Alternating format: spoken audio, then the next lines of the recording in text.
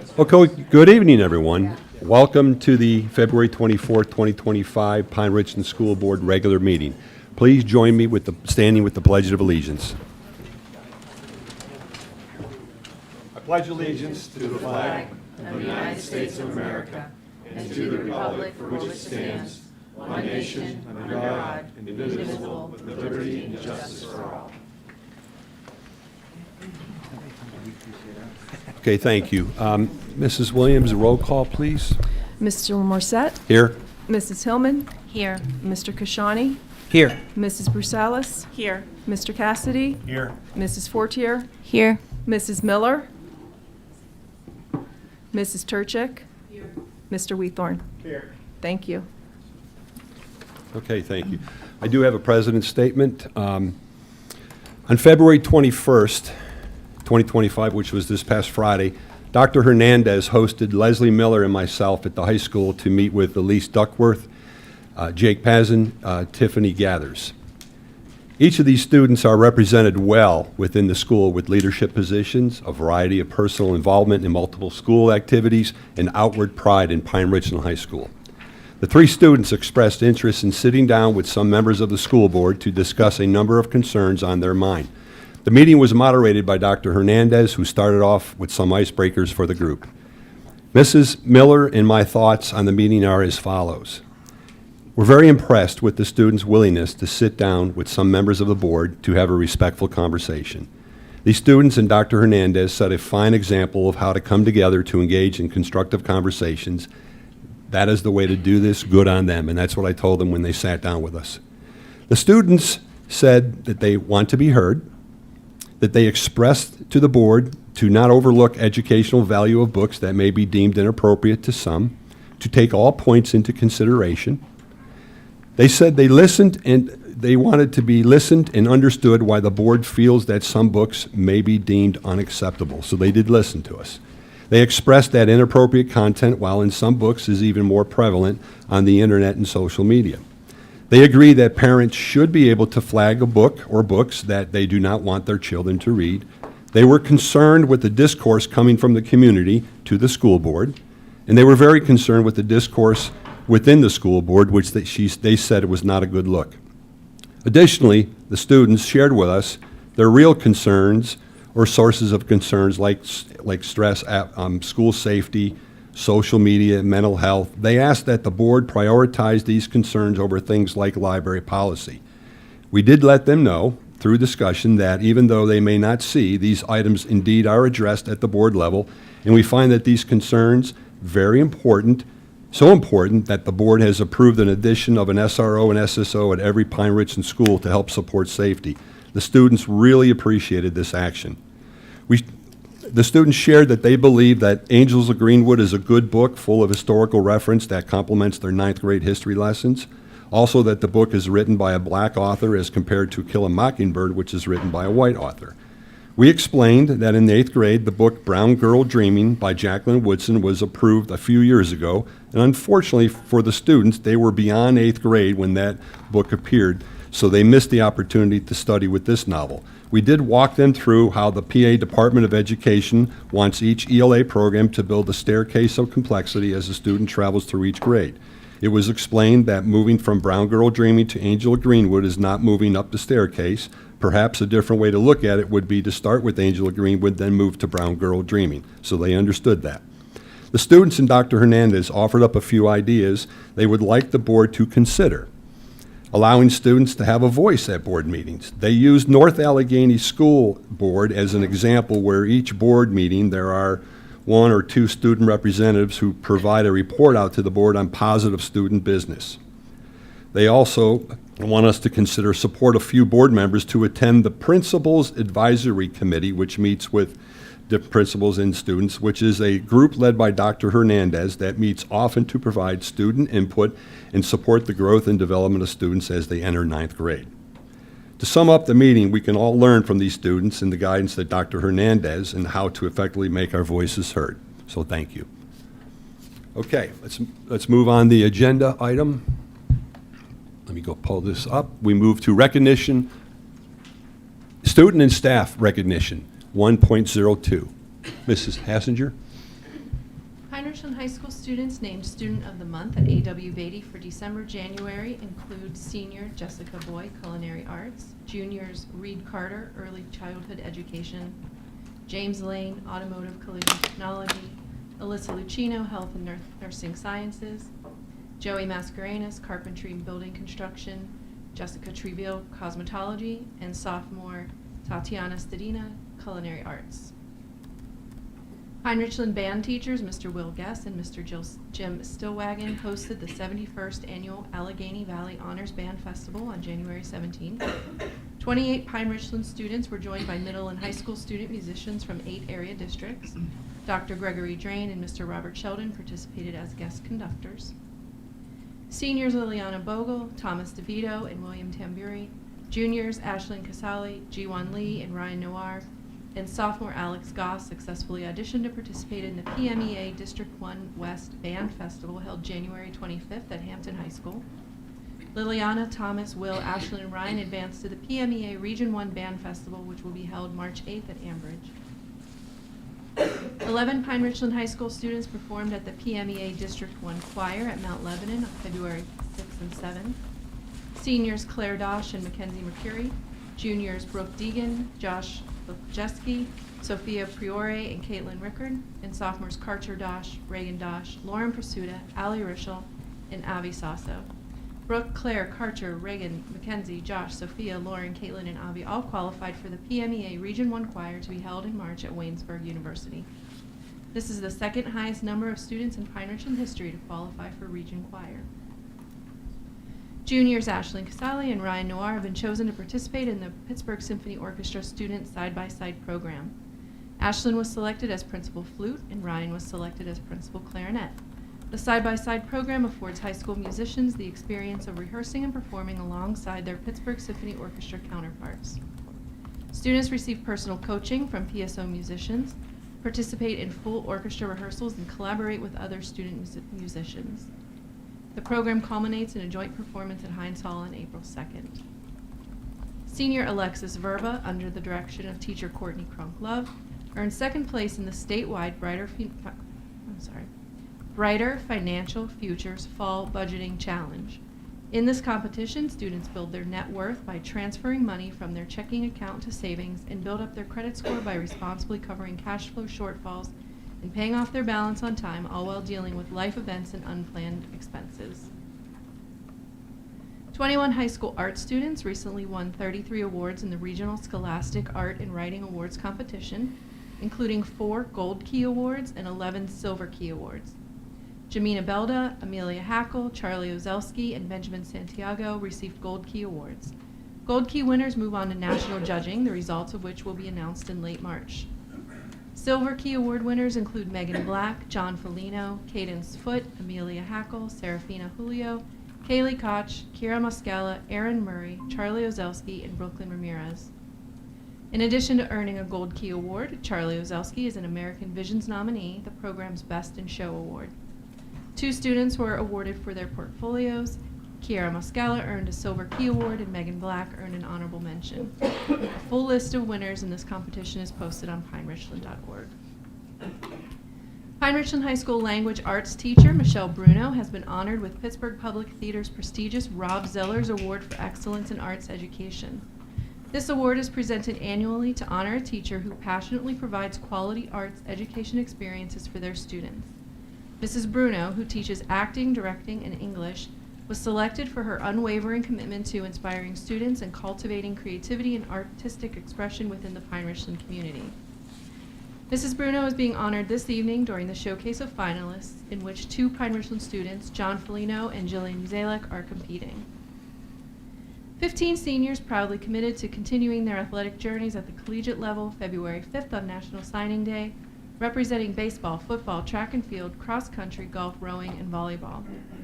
Anthony Anacchini, Tiffin University baseball, Grant Argero, Colgate football, Jackson Bojanic Hubble, Penn West California football, Roman Chaco, University of Mount Union football, James Cook, Susquehanna University track and field, Sidney Fleur, Dickinson College golf, Will Hilton, Westchester University golf, Marin Iskey, University of Maryland cross country and track and field, Jake Jones, Westchester Track and Field, Thomas Kapanowski, John Carroll University Baseball, Thomas Cray, Grove City College Volleyball, Noah Mackey, Grove City College Baseball, Parker Melhorn, Embry Riddle Aeronautical University Rowing, Skylar Warren, Penn State Barron Volleyball, and Elijah Wentz, Penn West Edinburgh for football. Pine-Richland High School's mock trial team captured first place and 2 individual awards in the University of Pittsburgh's Cathedral Classic Mock Trial Tournament in early January. Senior John Felino was named Exceptional Witness, and 9th grader Pia Dargan was named Exceptional Lawyer. The first place winning team includes junior and senior lawyers Sanika Das, Brooke Deegan, Ian Hurt, Netta Iman, Eliza Lazaro, and Dia Nayar, and witnesses Jojo Barbaro, Anna Carmanos, June McCune, Ava Muster, William Tamburi, and Jillian Uzalic. The team is representing Pine-Richland in the annual Pennsylvania Bar Association Mock Trial Tournament, where thus far they have advanced through the district playoff to be the top seed in the regional playoff. A few of the mock trial students are here tonight and have graciously offered to speak briefly about their mock trial experience. Excellent.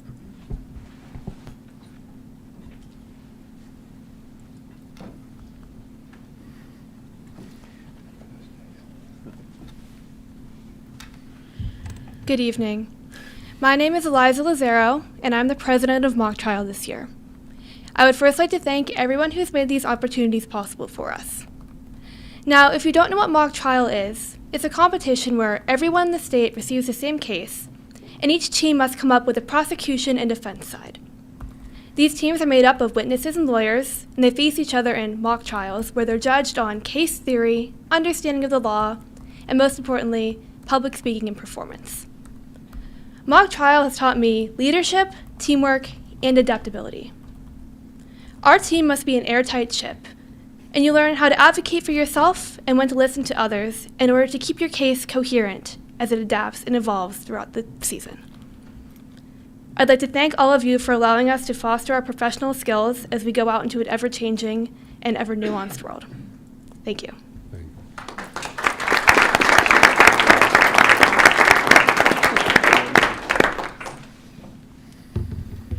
Good evening. So just to go into a little bit more detail on what Eliza said, we've received our mock trial case in November and have been working since then in teams. And in early January, all 3 Pine-Richland High School mock trial teams competed in the University of Pittsburgh's Cathedral Classic Tournament. And after a very long weekend of 4 trials, 2 for the defense and 2 for the prosecution, our team here today placed first out of 52 teams from across the state. So currently, we are participating in the state tournament. And earlier this month, both the prosecution and defense had a trial in which we won, so we were able to qualify for playoffs. And then on March 10th, our prosecution will be performing in the district playoffs to make it to semifinals. Thank you again for recognizing our accomplishments today. Excellent. And your name is?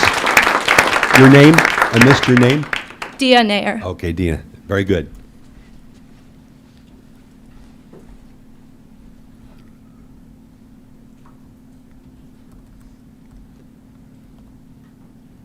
Mrs. Hassinger, anyone else? Does anyone else want to speak? If you didn't speak in your part mock trial, can you stand up so we can see you and recognize you?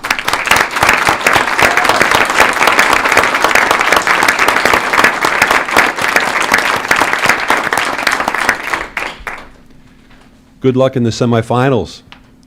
Okay.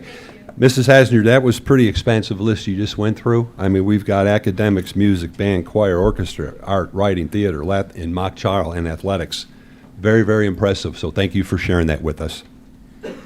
Okay, let's move on to item 1.03, recognition of visitors. Mrs. Williams, how many do we have? Okay, we have, I just wrote 20. So we'll start with in-person for our first one, and then we'll go to alternate back and forth. So our first in-person is Joel Hurt.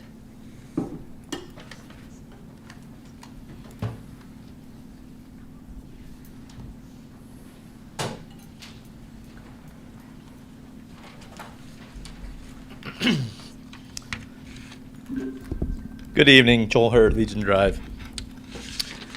Let me thank you for recognizing the mock trial team and congratulate them. My son's one of the kids, so I'll embarrass him a little bit.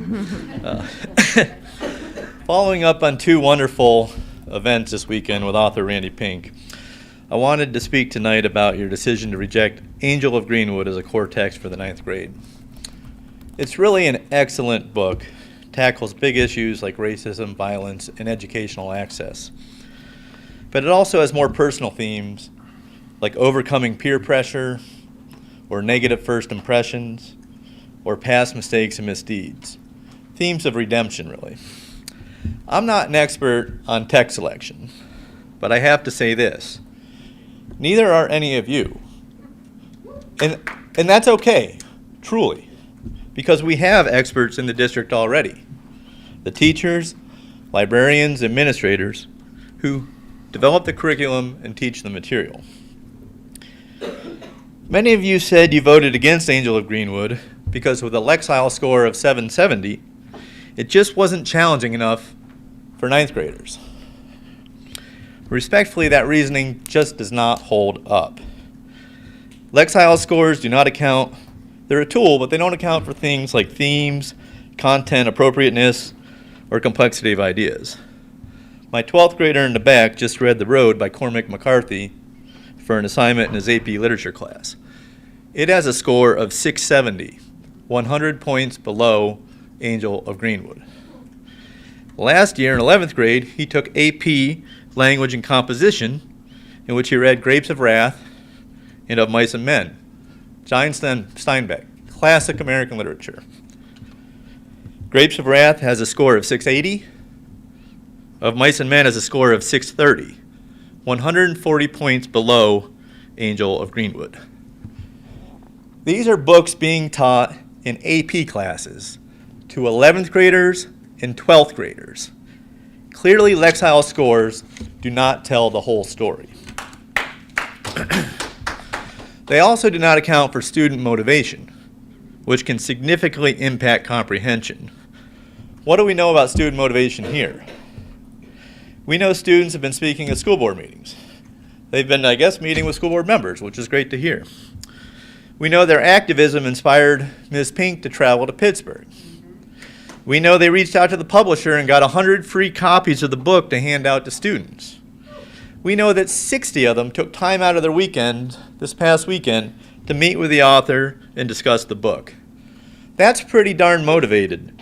Those are students who really want to learn about something. And as a school district, I do not know why we would not want to run with that. I guess I'd close with this. It's okay to change course when you get more information or when you've had time to reflect on a decision. Your time is up. Thank you. So please, we're practically begging you to put aside your personal politics. I know I got 2 seconds. Your egos or whatever else aside. All right, your time is up. And instead actually put Your point's PR been made. kids first. Your point's been. Thank you very much. Next speaker, please. Our first online speaker is Shelley Rinaldo. Mr. Stovner?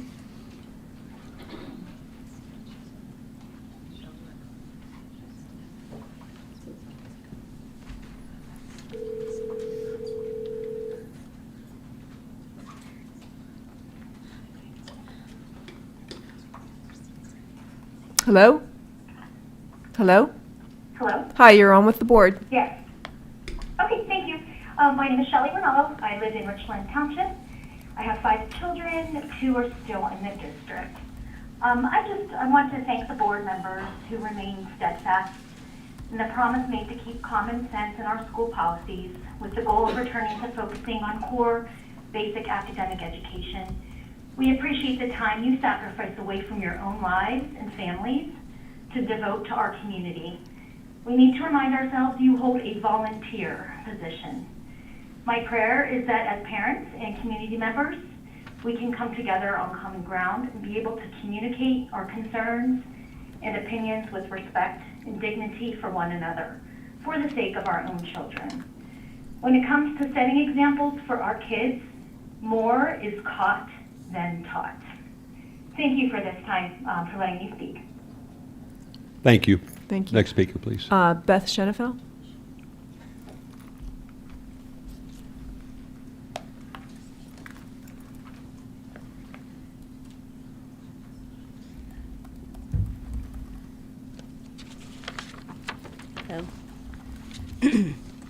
I'm Beth Shenefield. I'm the Library Department Chair for Pine-Richland School District.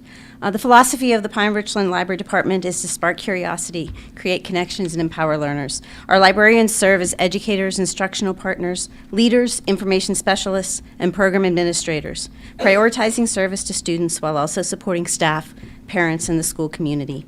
We recognize that discussions around Policy 109.1 have been complex, and we understand that various groups of stakeholders have different concerns. Throughout this policy's evolution, we have sought to be included in the discourse to voice how the changes would impact students in the library program. While the policy review has led to some positive outcomes, such as increased administrator engagement in our library program, the policy's ambiguous language and cumbersome requirements will pose significant challenges. For example, the term age appropriate was mentioned by us as a cause for concern in June, and alternative language like relevant, educationally relevant, or developmentally suitable has been suggested. Yet the proposed policy definitions still include the term appropriate and rely on the board's subjective interpretation, leaving librarians uncertain about what they can and cannot include.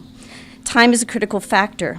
In the pursuit of their own education and personal inquiry, it's imperative that students access resources at their time of need. In fact, the perfect situation for which a student should receive instant gratification should be when they are seeking a reliable and relevant source in pursuit of personal inquiry.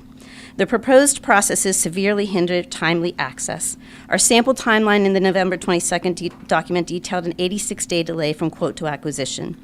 This idea has been reinforced with real-world examples where digital resources that literally could have been available yesterday will not be available until mid-March at the earliest. Extended review periods mean that resources that were once available within a week are now being delayed for months, robbing students of crucial learning opportunities. We can reclaim neither this time nor these educational opportunities for these students. Furthermore, the policy's content restrictions threaten our students' First Amendment rights. As exemplified in our portrait of a PR graduate, we strive to foster independence and critical thinking. Limiting access to materials through overly restrictive selection policies undermines our students' ability to receive and process ideas through balanced and high-quality library collections.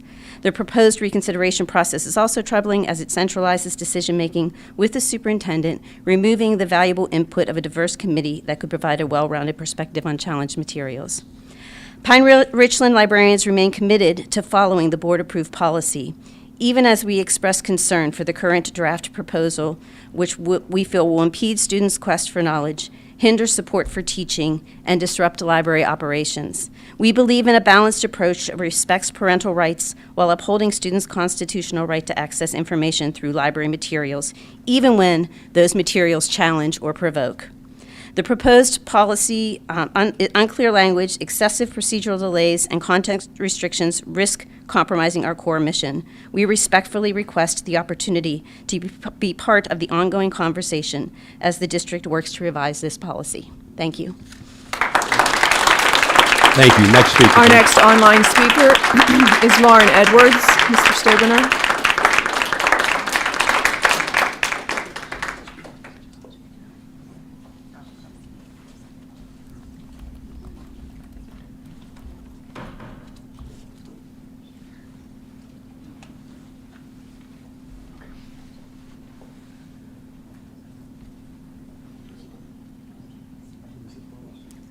Lauren Edwards.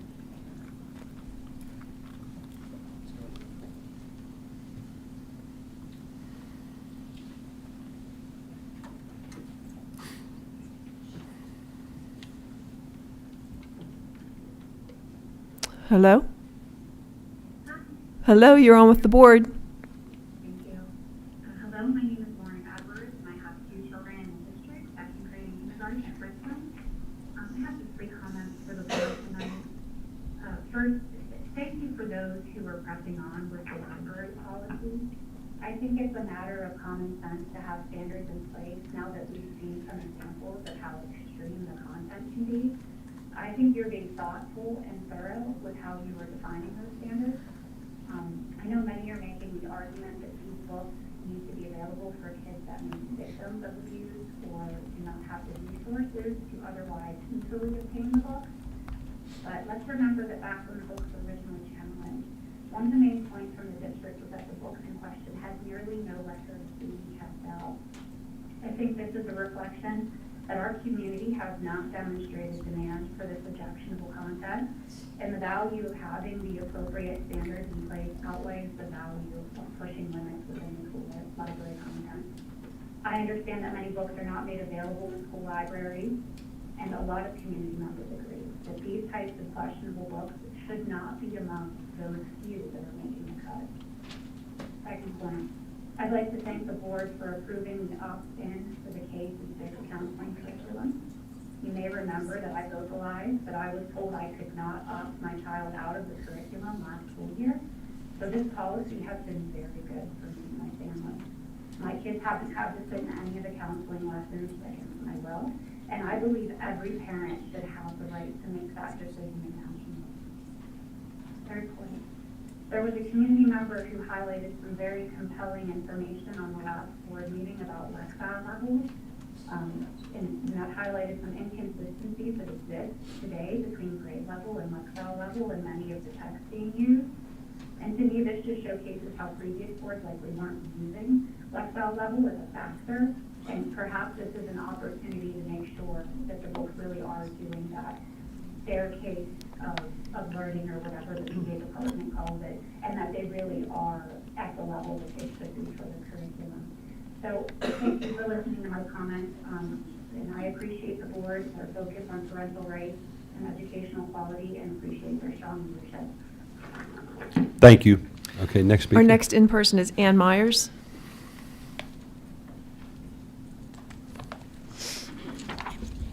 Hello, Ann Myers, Value Drive, one student in the district. It is not a secret that I am increasingly resentful of the decisions of the board majority, which have made me embarrassed to say that I live in Pine-Richland and that my daughter attends these schools. This weekend, however, I attended a community event featuring Randy Pink, author of Angel of Greenwood, and it was a refreshing reminder of what makes this community special. The event, organized largely by the incomparable Brittany Kindersmith, was a welcoming and positive space, and I was blown away by the turnout. Students and community members asked insightful, thoughtful questions, and Ms. Pink responded with incredible wisdom. I want to thank Ashley and Mark for attending, as well as the admin and teachers who took the time to be there. I apologize in advance if I forget anyone, but Dr. Miller, Dr. Pasquinelli, Ms. Hasinger, Mrs. Chakowski, Ms. Mansfield, Mrs. Beam, Mrs. Mitchell, Mr. Majors, and Mrs. Shenefield. I saw you all there, and I really appreciated that. Your presence at this event reinforced how deeply invested you are in our students and our community. Thank you for reminding me that I am, in fact, incredibly proud and grateful that my daughter has the privilege of growing up here. Speaking of my daughter, she participated in the 4th grade Battle of the Books last week, which is an incredible undertaking with 35 teams in the 4th grade Battle of the Books this year. This is yet another example of Pine-Richland teachers going above and beyond what is required of them. Thank you.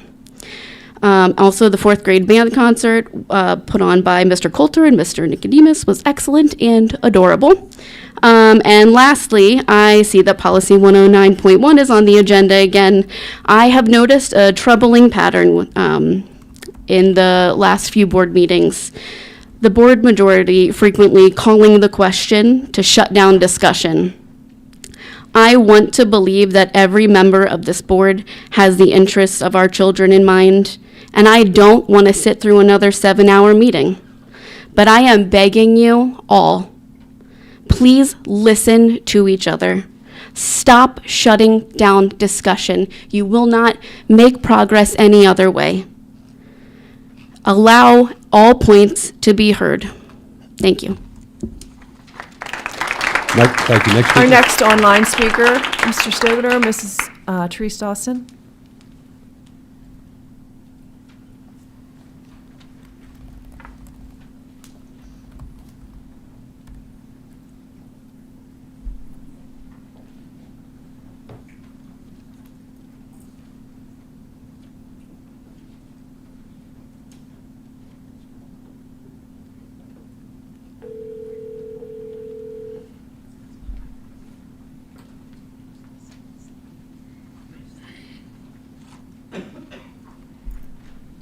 Hello? Hello. Hi, you're on with the board. the opportunity to speak with the board.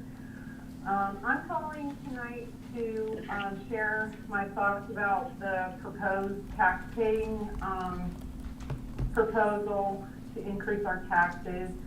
And when I hear comments from the community and, you know, from some speakers that seem to be employees of the community as well, I just want to remind all of us and the board that board is elected officials, and people that work in the district are paid by our tax dollars.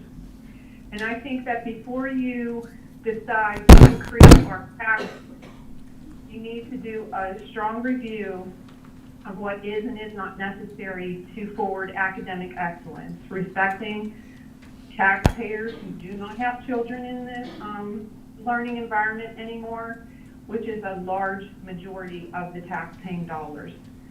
I want children to have a good education, but I think we've become an entitlement society here in Pine-Richland, and we're very used to having things that don't necessarily provide evidence of success. So for example, I'd like to offer up the notion of Chromebooks and electronic devices. Do they really need to be issued in kindergarten? Can we wait until middle school?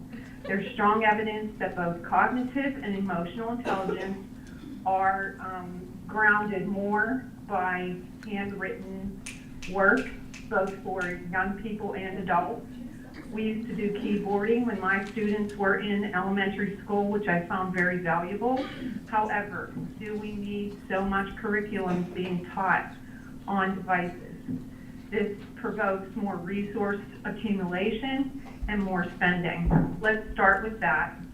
And as far as this ongoing toxic debate about Policy 109.1, I would like to thank the board for their excellent due diligence in upholding a promise by which you were elected that you said you would do, and I appreciate your commitment to excellence in the district and your commitment to making that policy get approved. Thank you very much. Thank you. Next speaker, please. In person is Kirk Howard.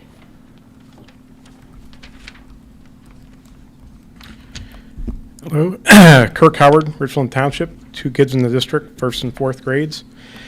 I'm here today to express my concern over the library resources policy. I'd like to express a view based on history and liberty. It has been shown over time that those who seek to ban books are almost never on the correct side of history. In our nation, the First Amendment of our Constitution should provide guidance, not only its guarantee of free speech, but also prohibiting the establishment of religion within governmental bodies, which should prevent someone's religious views from determining what materials are appropriate for others who may not hold those same views. There's a reason God is not invoked in our Constitution, and religion only within the Establishment Clause. Our founders sought to keep faith separated from public governance. The Bible is a prime example of an historical book with many examples of objectionable content. Despite that, I would not want to ban it from our school libraries. All children have a different maturity level of what may be appropriate for them. There may be instances where my 1st grader could handle content that may be more problematic for my 4th grader. I would not want to limit what others may be exposed to, though. Like many in our country who would risk the negative effects of the Second Amendment's right to gun ownership over restricting liberty, I would rather risk possible access to content I may find objectionable over preventing the community at large access. When speaking to liberty, I think about a book I've seen on the list of those targeted by those who would restrict liberty, The Handmaid's Tale by Margaret Atwood. I fear one of the reasons some of these books are targeted is simply to make it easier to restrict liberty in this country by those who would prefer that a large and overbearing government regulate how individuals live, using the strong arm of the state to compel adherence to the beliefs of those in power. When we ban books that paint a possible dystopian future for our nation, we make that future more and more likely. I really hope that we as a community can err towards liberty over oppression. Thank you. Thank you. Next speaker. Our next online speaker is Reina Santiago. Mr. Stovner?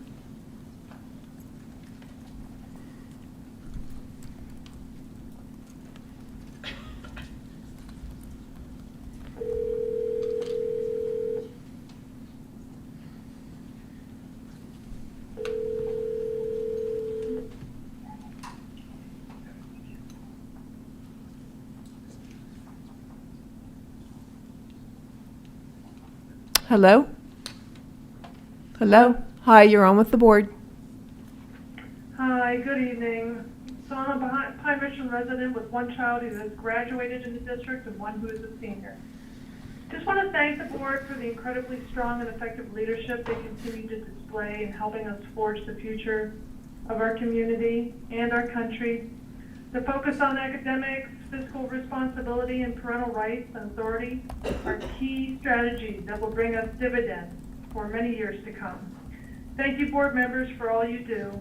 You spend countless hours preparing and leading this district forward, and amazingly enough, all this work is done on a purely voluntary basis. There are many people in our community who have great things to say about the work of the school board. And with a focus on academics, parental authority, and fiscal responsibility, you're definitely on the right track. Thanks again. Thank you. Next speaker.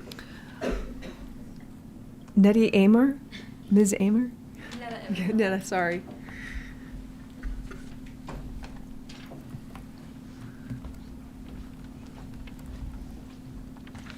Good evening. My name is Netta Imman, and I'm a senior at Pine-Richland High School.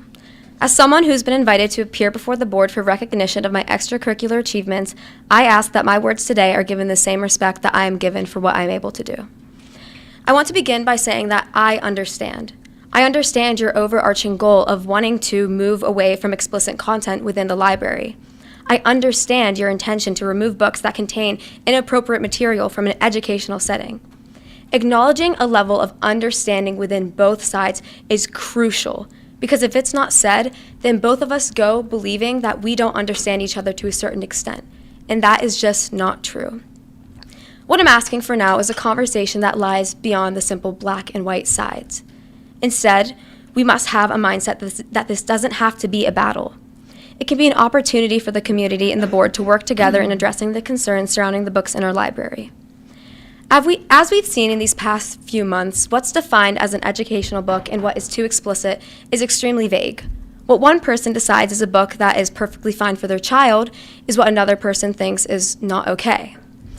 But what I'm asking you to consider is the difference between providing access and imposing limits. By allowing librarians to filter the books within the framework of the current policy, you don't have to accept the books you find inappropriate. There are ways to give parents more control. Ways to allow them to set up restrictions for what their child can access. You can also push for websites such as Common Sense that have ratings from parents that are an unbiased rating system of what is considered explicit. Furthermore, you can have parents approve checked out books if they deem that monitoring necessary. My point is that there are other ways that consider your valuable ideas as well. This isn't about compromising values, it's about creating a system where both sides can feel heard and respected. However, by implementing the policy that's currently being revised, you're imposing a restriction. And this restriction, as we've seen, doesn't leave room for a compromise. It doesn't acknowledge the diverse views within this community, and it creates division, not understanding. You as board members are here because you value serving this community. You value spending time volunteering to represent your neighbors, your coworkers, and your very own families, and I respect that. So I ask you to continue to represent us all, like you do today. Don't create a policy that divides, and instead find a common ground and create a system that balances the needs of every member in this community, including you. Thank you so much for your time. Thank you. Thank you very much. Our next online caller is Amy Cray.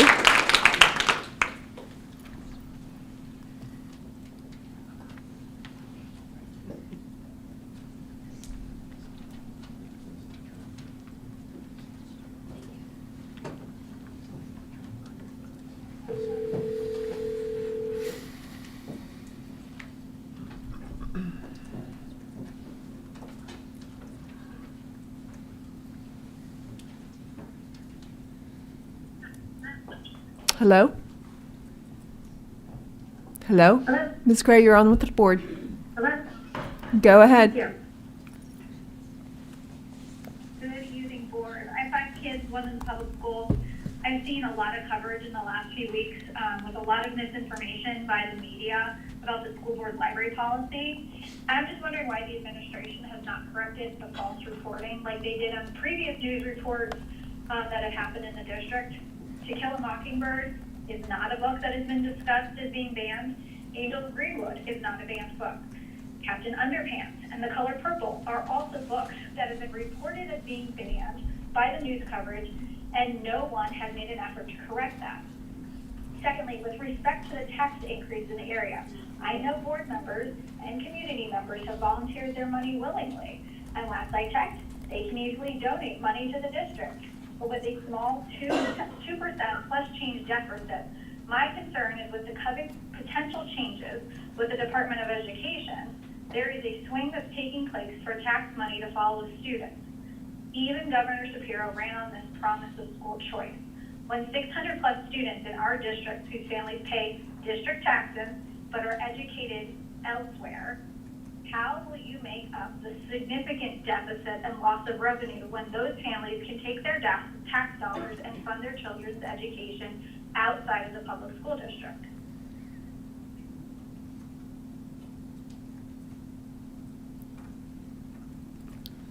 Is she off, Mr. Steuben? Okay, she's done. Our next in-person is Lorraine Miller.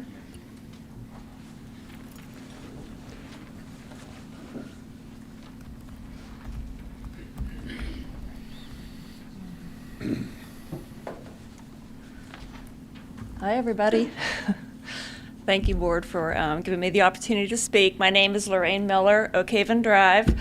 I have 2 recent graduates and a current senior in the district, and I'm here to talk a little bit about the library policy.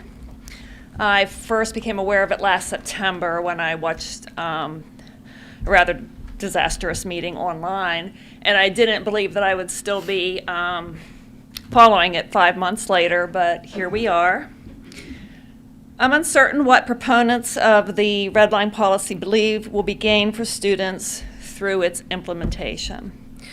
The reasoning offered during the meeting that I watched last September seemed to center around the thought that because we can do this, we should do this. If there are clear benefits to be gained for our children, it is imperative that you lay them out convincingly. If you're not willing or able to support your proposals by linking the changes to clear educational benefits, then your actions will be dismissed as political and you will be accused of abusing power. My understanding is that your role is to safeguard the quality of our education in the district, but I'm at a loss as to see how the red line policy could do anything but damage it. I applaud the mission of Pine-Richland School District to focus on learning for every child every day. Many community members have expressed to you how this mission is imperiled by the new policy. I too agree that removing and limiting access to professionally selected books and learning materials will negatively impact some students more than others. Often the impacted students are already at higher risk for worse educational outcomes.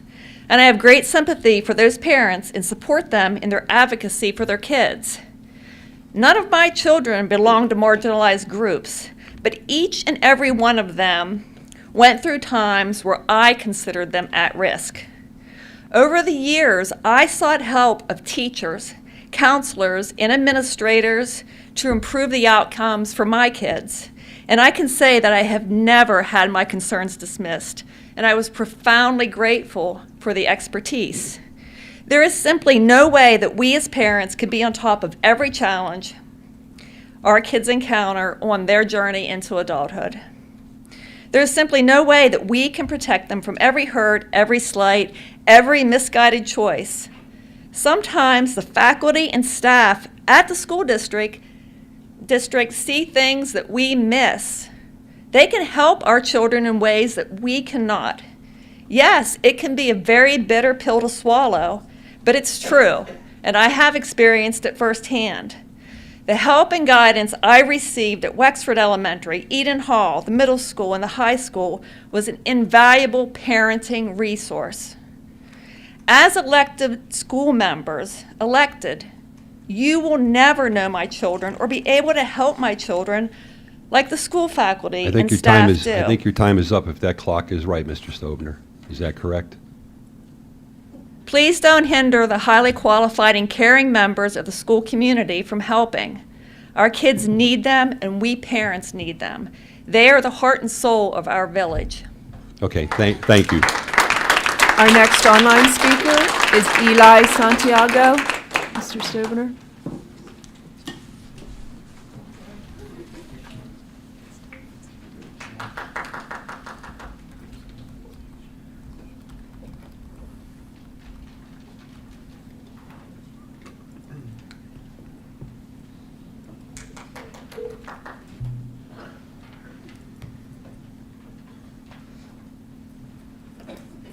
Savings consultant, sorry I missed you, but I will surely get back to you if you need a number, a message.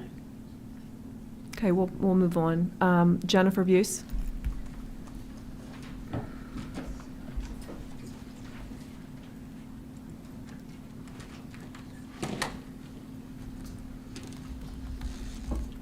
Good evening, Jennifer Buse. I live in Richland. I have 3 kids still in the district and a recent graduate. I want to speak on 2 topics that are related. First, Angel of Greenwood. The board did not approve for the 9th grade curriculum. I wish that you have come to the conversation that Brittany, students, and others in our community made happen with Randy Pink on Saturday. We are a community. I feel compelled to hold the board accountable when your choices, words, votes, and seriatim shenanigans are harmful for students, disrespectful to our beloved educators, and untrue. So I'm here a lot, and I don't want any harm to come to you or your families. The second thing I want to talk about is that I want to speak against the book banning policy. As Dr. Miller pointed out, the board approved books for the summer reading lists, such as The Bluest Eye, The Color Purple, and The Slaughterhouse-Five, might not meet the requirements of this policy. Or maybe they would be grandfathered in because they were published 40 years ago. Which begs the question, why are we treating the same sexual content differently based only on publication dates? Some examples of books that would be banned from libraries, as discussed by our educators and librarians in these meetings, and received no responses or clarifications from any board members who devised this obscene policy, are the classic art, The Color Purple, The Bluest Eye, Slaughterhouse-Five, The Nickel Boys, which is a book on the AP Lit exam. There's no answer from the board if it would be banned, asked numerous times, either outright ignored or claim this conversation will happen after we go over line item by line item with the seriatim rules. The Kite Runner, The Hate You Give, Speak, Middlesex. Then there was our Eden Hall librarian who stated she's unsure if she can buy these books and said it would be a loss to students, especially reluctant readers who need access to books in a timely fashion. Captain Underpants, other titles of nudity, potty humor, A Light in the Attic by Shel Silverstein, No David, some Beethoven book with cartoon angels depicting backsides. You want to protect children with this library policy? Nah. 3 of the books reconsidered had never been checked out from our libraries. 6 other titles were checked out a total of 17 times in over the 5 years prior to December 2023. To me, this indicates we don't need to waste time on this policy with marathon meetings. Other problems with this book policy that takes away parents' rights. You're removing the community for the community review committee. You admit you're not planning to read any books. Thank you. Your time is up, but thank you. Next speaker, and please. it targets newer resources, Your time is up. Please respect. Next speaker, please. Which will impact Please marginalized groups. respect. Thank you so much. Next speaker, please. Mr. Stobener, for your call, Jackie Demetris.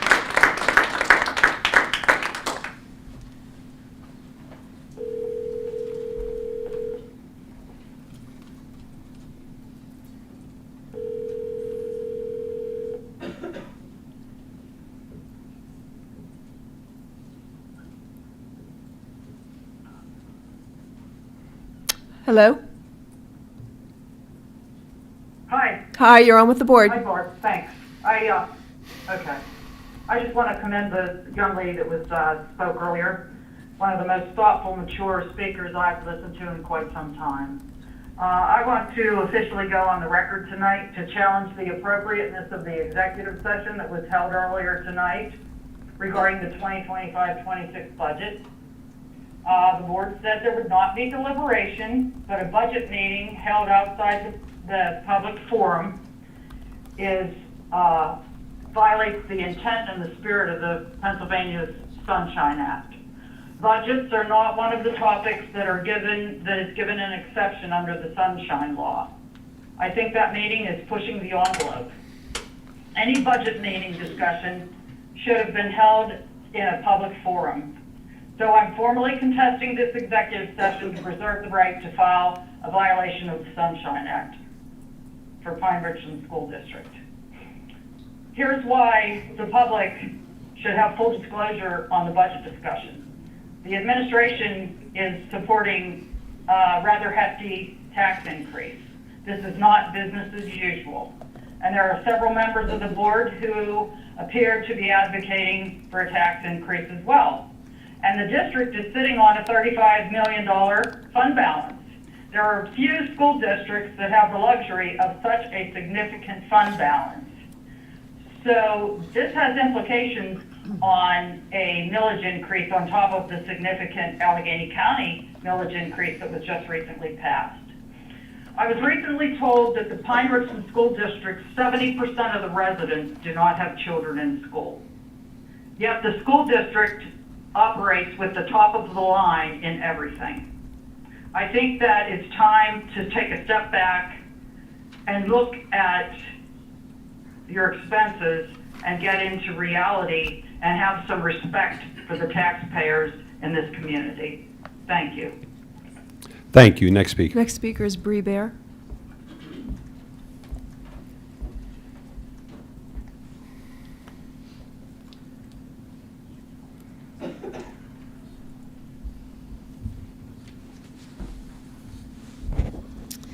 Hello, Bree Bear, Richland Road. I'd like to start by expressing my anger at our president's reaction to a student speaker at the last meeting. When he called you out for blatantly ignoring him and the rest of the speakers, you giggled to Ms. Hillman and agreed that no, you were not listening to him. The utter disrespect was shocking. Here you had a student who felt compelled to speak this room of ignorant adults because of your misguided, oppressive policies, to share with you the very real, tangible benefits he experienced as a beneficiary of a diverse library catalog as part of the LGBTQ community. And you laughed at him. How you can sit at this table and have any pretense of being here for the betterment of our students in district is beyond me. You should be ashamed. You have no business at this table. Again, every time I think this group can't possibly stoop any lower, you somehow manage to find a way. Last meeting also found this group just blatantly lying, with Ms. Hillman proclaiming that we were in this position because the librarians were not doing their job and following the policy as it was written, with no evidence to support this whatsoever. This was the first we've heard of such a claim, despite library policing being discussed for well over a year now. The audacity of you to throw out such a falsehood is mind-boggling. You cannot invent history, Ms. Hillman. This district is in this position because of the poor choices of all of you here that insisted on pursuing book bans in our district. This was a manufactured crisis, and I find it unconscionable that you would lie and demean our dedicated library staff even further. Shame on you. You all have forced this district onto this path, fracturing our community for your own political gain.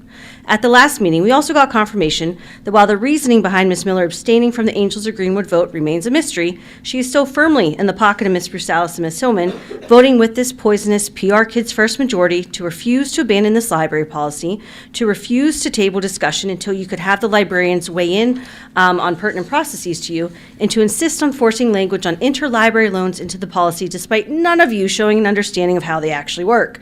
This appeared to be a half-baked attempt to try and avoid the appearance of denying access to educational materials. Yikes. What a pathetic attempt to save yourselves from the inevitable complaints of censorship that this policy will bring. And what an absolutely awful way to craft policy. Again, showing clear as day that your objectives are on pushing your political agendas and have nothing to do with actually helping the students in our district. Ms. Miller, I'd still love an explanation regarding your decision to abstain from that vote, but thank you for clarifying that you're firmly on the side of this board majority who continually show that they're anti-student, anti-teacher, anti-learning, and absolutely not interested in the well-being of our district. None of this majority has any business being at this table. And just to mix things up a bit, I'd like to thank the board. Thank you for ignorantly rejecting Angels of Greenwood. Thank you for acting as if you know more than our teachers that carefully selected it, and more than the author herself who visited this past weekend and discussed that every page of this book was written with high school students in mind. Thank you for sparking community interest in reading and community discussion about just how backwards your priorities are. Keep it up. People are paying attention and are looking forward to election season. All right, next speaker. Next speaker is Tim Nolan. Tim Nolan. Okay. Tracy Howe.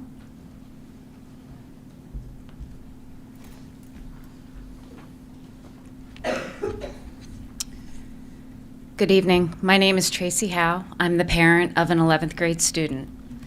I want to begin my comments this evening by addressing the reason behind the rejection of Angels of Greenwood for the 9th grade curriculum, specifically the claim that its Lexile score is too low. My comments will be echoing our first speakers.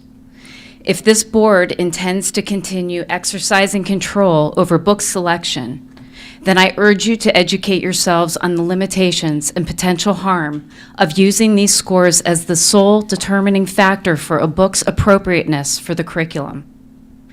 A Lexile score measures two factors: word frequency and sentence length.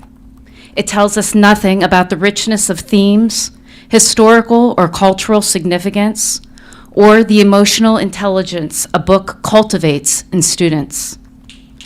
To illustrate the problem with basing book selection on Lexile scores alone, consider that The Grapes of Wrath, a novel exploring economic hardship, injustice, and human resilience, has a Lexile score of 680, placing it within the range of a 4th grade reader.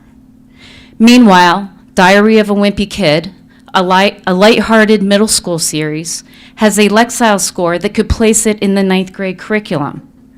Clearly, numbers alone do not reflect a book's depth, complexity, or appropriateness for a given grade level. Relying on a Lexile score alone is like judging a student's entire intellectual ability based only on their SAT score. We all recognize that standardized tests fail to capture the full breadth of a student's capabilities.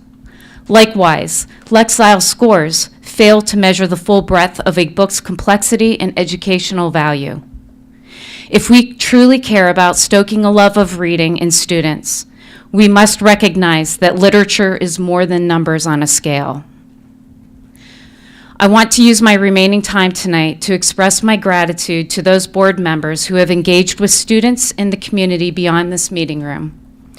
Mr. Morissette and Mrs. Miller, thank you for taking the time to meet with my daughter Elise and her friends Jake and Tiffany to hear their concerns about the revised book policy. Your willingness to listen and consider different perspectives means more than you may realize. And to Mrs. Fortier and Mr. Kashani, I appreciate that you attended Saturday's event where Angels of Greenwood's author, Randy Pink, spoke about her work.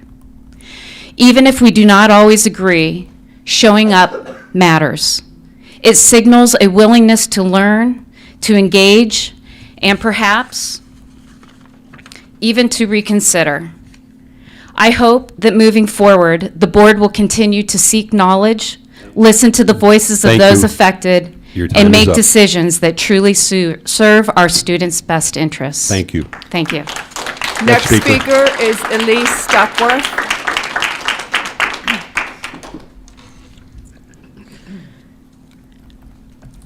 Hello there, my name is Elise Duckworth. I'm so sorry I was tardy. I was at musical practice, but I did hear your statement online on the car over here, so I appreciate that. Good evening, members of the board and the community here today. My name is Elise Duckworth, and I am a junior at the high school. I'd like to begin my speech today by recognizing the board. At the last meeting, I invited the school board members to meet with me and have a positive discussion about our agreements and our disagreements.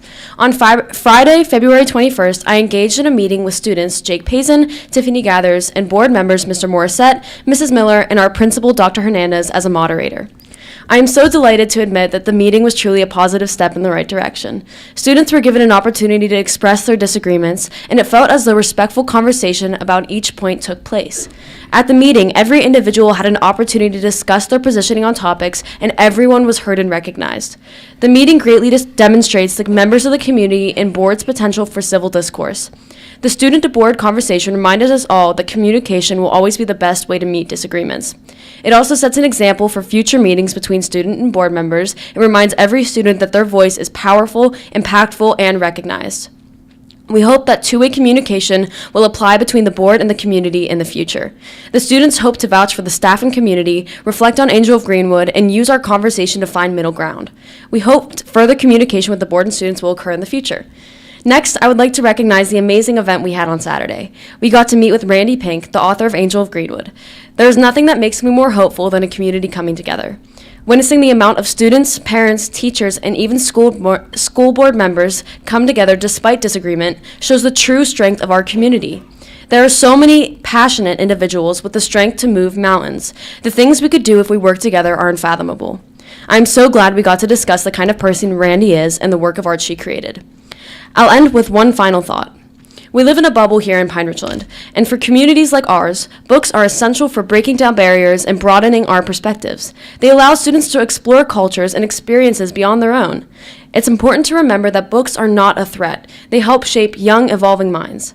Every day we absorb a lot of information, but it's the positive moments that stick with us, like a kind comment from a student, not fleeting distractions like a random TikTok video. Our minds are only as negative as we allow them to be, and it's in our nature to seek the positive. Let's focus on the true value of books, not the negativity we may try to find within them. Let's apply common sense in future discussion. Thank you. Thank you, Elise. Next speaker. Next speaker is Brittany Kindersmith.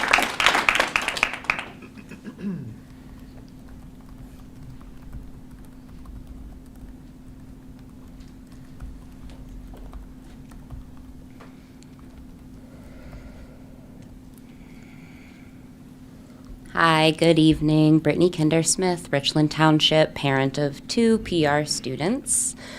I want to first speak tonight in my capacity as the president of the PTO at Hants. I wanted to let the school directors and our community at large know that our second annual Glow Run fundraiser exceeded our goal by $9,000, and we brought in a total of $25,000 for our school.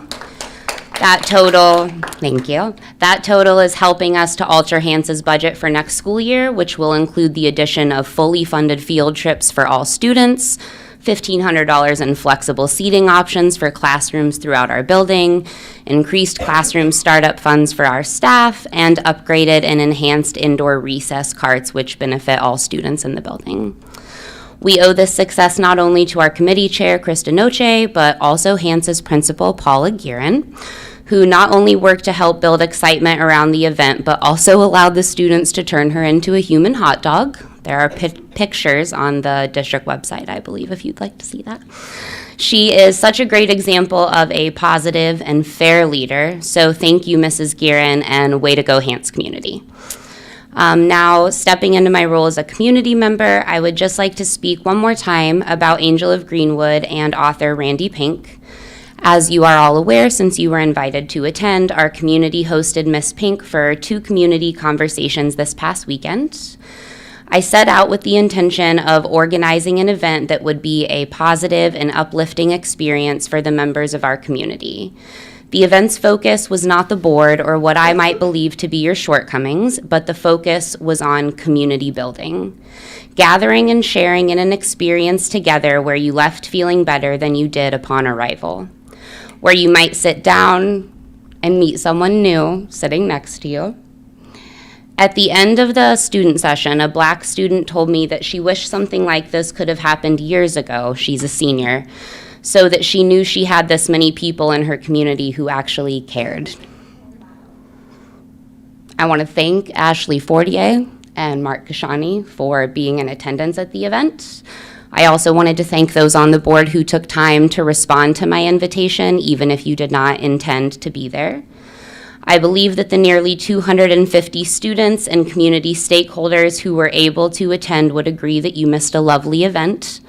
Miss Pink was gracious, engaging, funny, and knew how to command the attention and respect of a large audience. In the end, your refusal to allow Angel of Greenwood into the 9th grade curriculum has created opportunities for community fellowship, cultivated a spirit of activism amongst our student body, and shown those of us who are feeling cynical and battle-worn by these marathon meetings that we are many in number and strong in spirit. Thank you. Your time Thank is you. up. Our last speaker is Rebecca Hoffman. Rebecca Hoffman.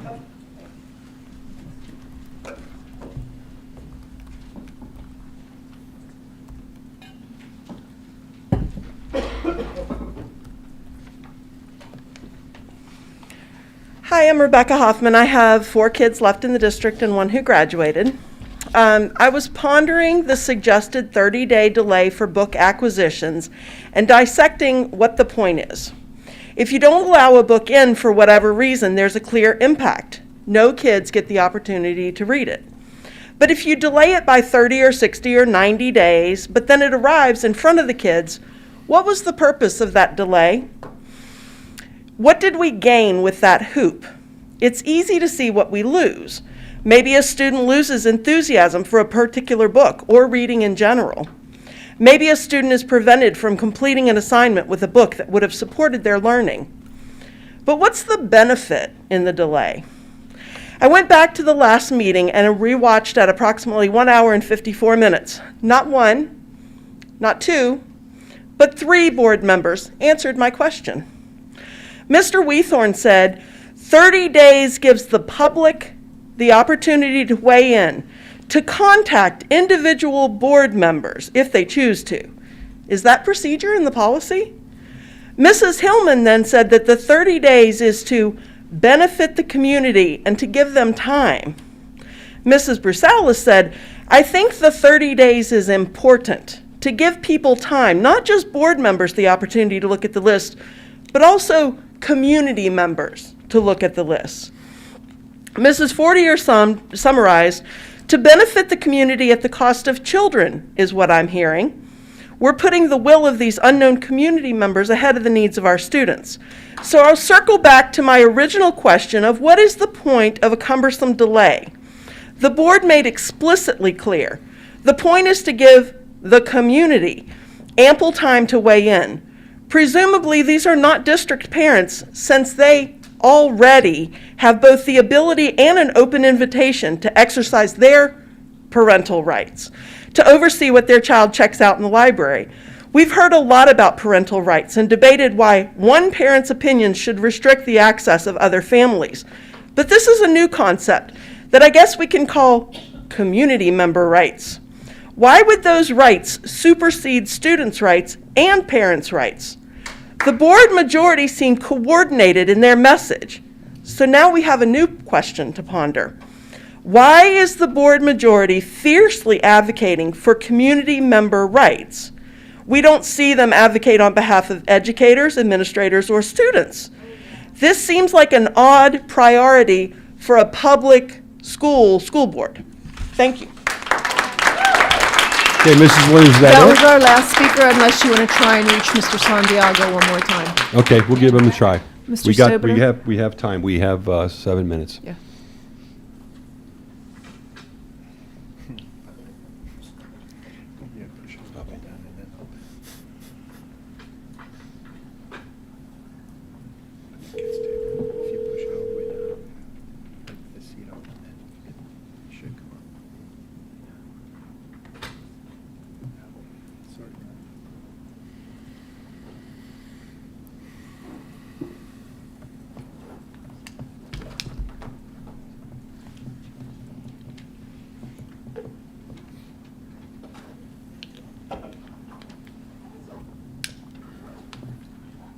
Savings consultants, sorry I missed you, but I will surely get back to you if you need a All right. number.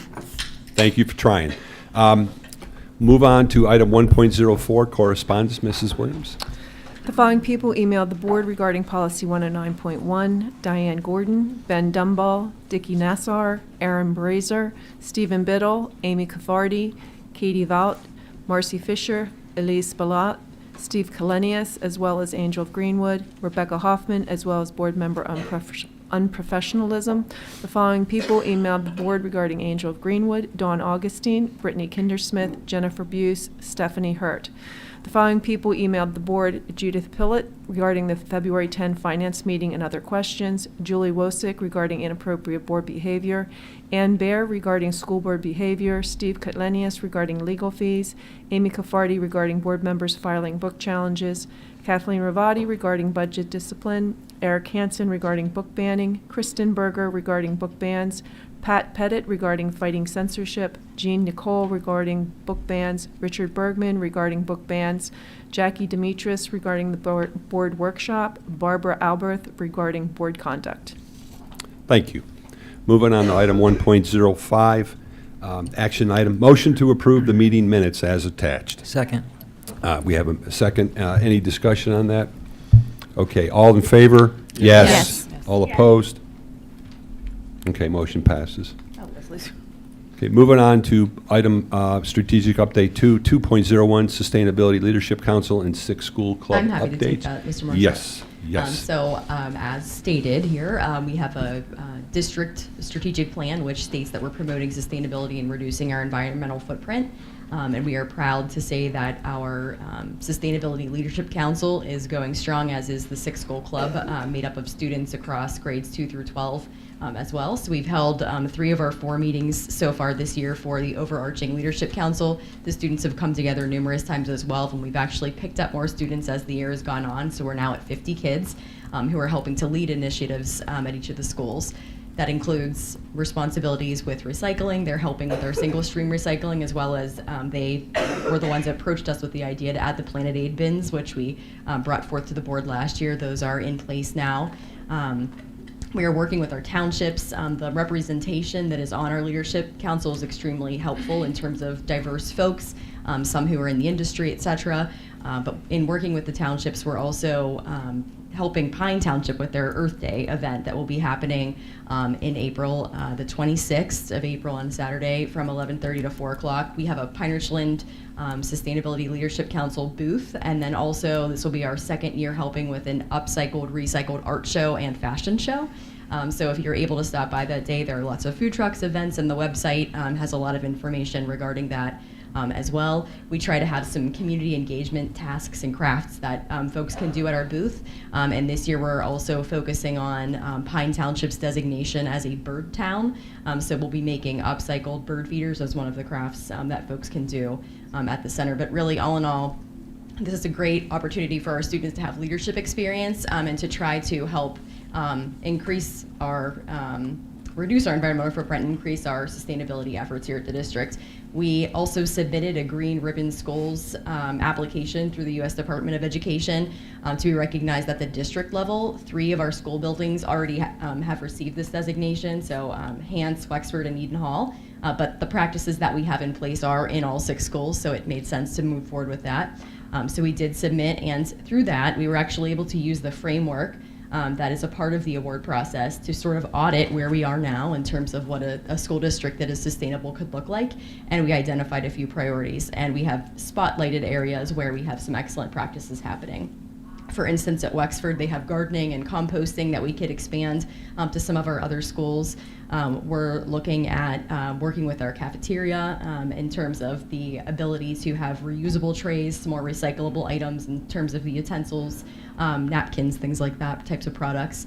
We are working with our high school group members as well as the administrators to look at reducing our utilization of utilities, so both water and electric. They're studying along with our utility manager, Renotis, to try to see like where have we been, benchmarking that and trying to have efforts in the schools to make sure like when we're not in a room, not occupied, shut the lights off. And so we're looking to see if those behavioral changes and habits that we're forming are actually having a win-win-win impact in terms of the earth, our culture, environment, and also financial gains in that regard too. So we're going to be continuing all of this work together. We hope that some folks will be able to attend the Earth Day event, and we're really proud of our kids. Thank you. April 26th is the Earth Day event, and where will that be held again? It's at the Pine Community Pine campus, Community. but if you go towards the community center. It's there Yeah. on that side. I of figured the there'll be a property. crowd, so it'll be easy to find on that day. Yes. Yeah. And open to everyone. Open to all, yeah. Okay, thank you very much. All right, moving on to item 3, consent agenda. Item 3.01, we have an action item. It's a motion to approve the consent agenda, including items 3.02 through 3.09 as listed below. Second. Motion's made and seconded. Any discussion on these items? Okay. All in favor? Yes. Yes. Yes. All opposed? Motion passes. Thank you. Moving on to item 4, finance. Mr. Kashani? Item 4.01 is a motion to approve financial reports dated December 31st, 2024, and accounts payable dated February 24th, 2025, in the amount of $931,704.85, and paid accounts for January, February in the amount of $3,283,160.57 as listed. Motion been made and seconded. Any discussion? Okay. All in favor? Yes. Yes. All opposed? Motion passes. Item 4.02 is a motion to approve budget transfers in the amount of $568,957.76 as attached. Motion's been made and seconded. Any discussion? Okay. All in favor? Yes. Yes. All opposed? Motion passes. Item 4.03 is a motion to approve the PFM budget model contract as attached. Motion has been made and seconded. Any discussion on this? All in favor? Yes. Yes. All opposed? Motion passes. Item 4.04 is an informational item and is a reminder that on March 17th, we will have our next Finance Joint Governance meeting. I encourage everyone to continue to follow along with this very important conversation we've been having. It has been, in my 13 years on this board, the most involved and I think meticulous and transparent conversation we've had about any budget in the past 13. And we've had 2 additional meetings since last September, 2 more than we normally have. We have been summarizing each meeting with a communication to the public. We have slowed down the conversation so that we can really have a more granular analysis of expenses and revenues and understanding. So it is a very important conversation. There is no foregone conclusions. There is still a lot to decide, and no matter where you might fall with what you would prefer, definitely pay attention and weigh in. Dr. Miller? Yeah, just to add, one of the benefits of recorded meetings is that any member of the community can go back. So if you missed the opportunity to hear any of those finance meetings, I would suggest even going back as far as May of last year. So the May finance meeting at the end of the 23-24 school year had some good information that already began to point to this year. And then, as you mentioned, the multiple meetings in the fall, we had additional discussion even at the regular meeting in November when we got to the area of discussion around the treasurer's report and the types of things that were being discussed. So there's lots of information for those who want to be engaged. We've heard, different comments at times, and we look forward to, on behalf of the administration, speaking about, as we have done before, how we think about the taxpayers with and without children in the school district. A quality school district is attached to a community that is strong. There's mutual benefit when there's a high-quality school district to not only to homes and businesses, but to programs and opportunities for beyond children to include adults. And so, again, we look forward to that conversation. One of the examples that comes to my mind that is a benefit to the community, and we've talked about, is we have the 3rd lowest millage rate in Allegheny County. Part of the reason for that we've talked about in the public meetings is that we've had continued residential and commercial growth. That growth has expanded the footprint of the district and allowed those rates to remain stable in all of the homes and businesses across the district. Debt is another example, and again, all this information is in those recorded meetings if someone wants to look at it. But our debt position, which is to lower debt as a percentage of budget, to reduce some of the risk of our debt, and to be able to shorten the maturity of the debt, all of those things reduce the burden on the community as a whole, not just now, but also into the future. So there's so many positive things, but on behalf of our administrative team, as the board knows, we think about everybody in the community. We think about our staff and our students and our programs, but we think about everyone else as well. So that's March 17th. Circle the date on your calendar. Don't have any conflicts. Clear your evening so you can attend. Okay, thank you, Mark. All right, moving on to buildings and ground, Mr. Cassidy. Item 5.01 is a motion to approve wooden gym floor repairs, refinishing, and painting at Pine-Richland Middle School by Sports Floors, Inc. at a total cost of $37,647. Second. Motion has been made and seconded. Any discussion on the flooring? I just have one. Mr. Morstead, this is Mr. Zimmerman. Yes. Hey, I wanted to point out one thing on this project so it doesn't come up later and feel like it was misrepresented. So this project is part of a middle school refresh project for that gym that has a budget of $125,000. This is the first step in that. So I just want to let everyone know, this $37,600 is part of a larger project. So the other quotes are in the process of coming in for all new backboards and equipment that haven't been replaced in 30 or so years. They're all going to be upgraded.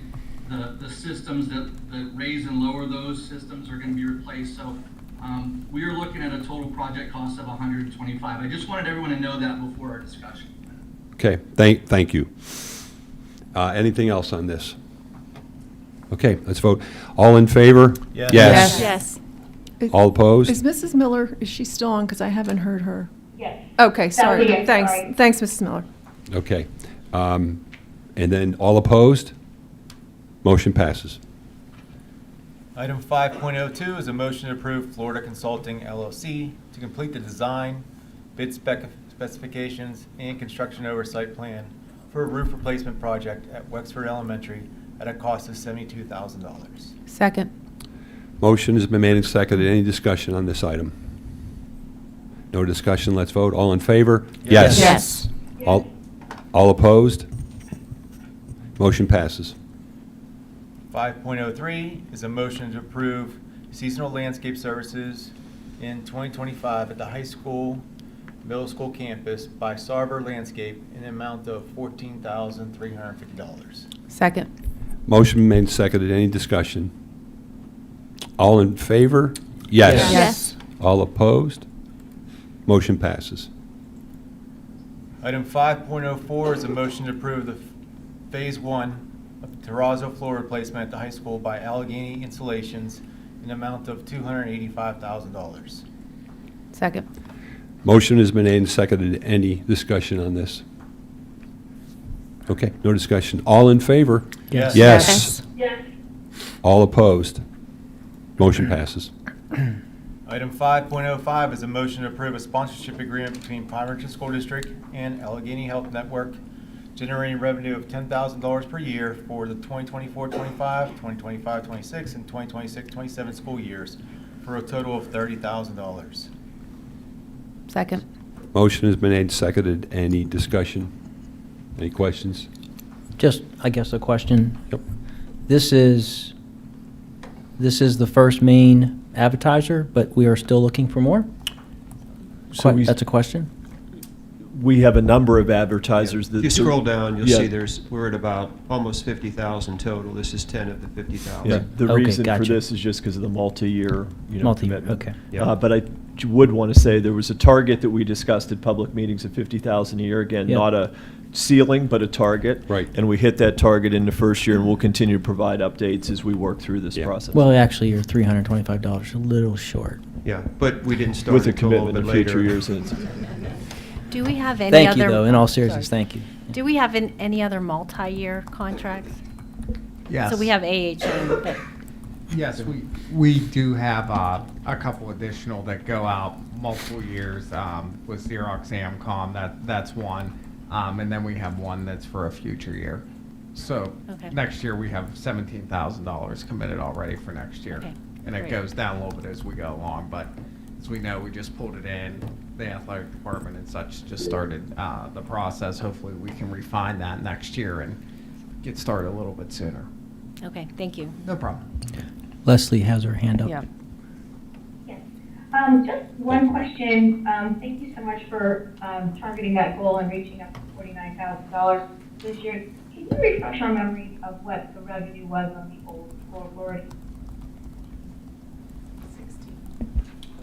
I want to say like Mrs. Hassinger said around 16. So for many, many years, there were scoreboards that were bundled together. So it was like the stadium, baseball, softball, and the main gymnasium, I think. Yeah, static but they were scoreboard. they were static signs that were around that. And so again, there's different forms of advertising that takes place. But in terms of the scoreboards themselves, it was sort of fixed annual donation. Total was about $16,000 a year. So great. Thank you so much for your hard efforts on this. And we don't have a max number of sponsorships because of the digital, or is there a max now? Okay. No. There's a link to the flyer here too for board and community. That's what we've been putting out on a regular basis to encourage other businesses to connect with us too. But I Good. think more and more people come and see it, the more we'll get some connections Yeah. as well. Very good. Other questions? Okay, let's vote. All in favor? Yes. Yes. All opposed? Motion passes. 5.06 is a discussion and information item for board consideration at the March combined meeting. A motion to approve the participation of the Pine-Richland High School in the Western Pennsylvania Natural Gas Consortium Committee extension through the Allegheny Intermediate Unit for the purchase of natural gas from UGI. Okay, thank you. Moving on to item 6, academic achievement. Ms. Brusales. Item 6.01 is a motion to approve a second reading of Policy 1091, Library Resources as attached. Second. Motion is made and seconded. Discussion, please. Yes. I have quite a few items that I'd like to discuss. Some are posed more as questions and clarifications, some possibly amendments. But the first thing I would like to bring up, I've rewatched a lot of the meetings, trying to go back and get a better understanding of, how we got here, some of the foundation of that work that we've done. And one thing I would like to highlight, something that was said by Dr. Pasquinelli at the last meeting about a foundation of trust.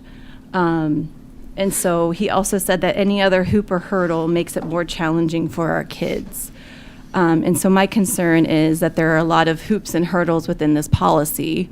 And so prior to making some amendments to the language, I would like to also ask Dr. Miller, not the last meeting, but the meeting prior, he made some remarks at the end of our, when we were speaking about this item prior to it coming up for a read. And he said, I believe the language of this red line policy is unnecessary and potentially harmful. And I'd like if you would be willing to kind of expand on that as to what you meant by that. So that those comments I had prepared after we had finished the seriatim process. So we had been talking through the policy sort of section by section, and had not yet had the opportunity to step back and look at the whole policy. So I understand at this point, the first read was approved last time and the second read is here tonight. What I meant by unnecessary was I felt that we knew there was a need for revision of the existing policy. And I believe that there were opportunities to clean up the language with the team of the existing policy. I thought there was an opportunity to revise the form that is attached, whether it's called an AR or policy, but the form for reconsideration. I thought that there were opportunities to increase the rights or roles of parents and to expressly include that within the policy. I thought that those revisions would be beneficial to the policy, also reflect what we were hearing from the board and what we heard through the seriatim process, but be able to make the potential positive changes without the full scope of what the second read now has. And in terms of potentially harmful, I was thinking about, at a district level, I'll say reputational harm. potential litigation, time investment. Those were things that crossed my mind. For our staff, it's just the time, the collaboration, some of the discussions that we've had, and I've been trying to focus throughout this whole 5 or 6 months on implementation. So I have brought up examples around implementation, but I know for English teachers and librarians who are going to be responsible for understanding this, that was a concern I had just in terms of clarity. And for this, on the student behalf, the concern that I had really is around that idea of we have diverse students with diverse readiness levels, things that are important to them, that concept of windows and mirrors that we've been talking about for a fair amount of time. And I think, again, not every book in the library is for everybody, but it should be there for someone. And knowing that it's an optional place for students, I think it's important. That concept of windows and mirrors is important. And again, I think there are examples of novels that we've discussed the AP literature and other exams that reference various novels. So that's what I was speaking to. So. I was going to go, but if you want to, you're not going to go. Okay. I just wanted to note that when I went through all the other meetings, I feel like we have a lot more work to do in order to better understand. Some of the definitions were kind of left open. So I'm not sure the best way to move forward because I have a lot of things to say, like to have questions about. For one example, whenever we were speaking about better defining terms, reconsideration was one that came up. Dr. P indicated at the last joint governance meeting that this may be a weak spot. Dr. Miller, you had indicated that you believe it should be defined as a process. Mrs. Hillman, you said at 1 hour, 23 minutes that this will need discussed at the meeting on Monday, but that was never discussed following. Some other things, the definition of sexual acts, explicit sexual content, get rid of gratification of any character. There were still some questions about classical art and literature, whether we get rid of time period or we define it specifically. These are just some examples of the things that were brought up, and we were told in that moment that that wasn't the time to discuss it, that it had to kind of come later. So I'm thinking this has to be the later time because next meeting will be our third read. So this is just, I have 18 things, and that was one thing with all those bullet points. So it's just something to consider. I'd like some, guidance. I'm only a year in, so I want to figure out the best way to approach this. But I do want my voice to be heard. I do want my concerns to be addressed. So I would appreciate the time and any sort of input or guidance that someone could provide. I'd like to go. Can I, my next? Okay, thank you. Well, first off, I'd like to thank Mr. Morissette and Mrs. Miller and the students that met on Friday. It was sounded like a very productive conversation. I didn't see all your notes, but I realize you have a lot of questions. There seems to be a lot of questions with implementation. We're still trying to figure out more input needed from the library. So to me, I think the wise decision would be to go back to the committee and see if we could take some of the concerns from the students, from the community, from our administrators, librarians, and rework this policy and then bring it back. And with that, I'd like to make a motion to table this. Second. So a motion's been made and seconded to table. Any discussion on that motion? Okay, no discussion. I'm Mrs. Williams. I would suggest a roll call. Okay. Mr. Cassidy? Yes. Mrs. Miller? No. Mr. Wheathorn? No. Mr. Morissette? No. Mrs. Turchick? Yes. Mr. Kashani? Yes. Mrs. Brusalis? No. Mrs. Fortier? Yes. Mrs. Hillman? No. That's 5-4, motion fails. Okay. I'd like to then get started. So once again, I'd like to make a motion to amend paragraph 2 under acquisitions to read, after the building principal's approval, the recommended list shall be provided to the board, announced to parents, guardians via the building newsletter, other means reasonably expected to reach parents, guardians, and posted on the district's website. To save some time, because if this gets voted down, I'm going to go to 10 days and I'm going to go to 7 days. I'd like to have an open discussion if we can reduce that time. I just think it's really critical that we reduce this barrier. I view that as one of the potentially harmful aspects of this policy. If we're not trying to create barriers, I think this one is in fact doing that. So I would love to open it up and see if we could meet somewhere in the middle in order to kind of reduce that barrier for our kids. Has this motion been made before? Yes. Okay. Mr. Hoffman, okay. Is that appropriate? Same motion, and it's already been voted down by the board?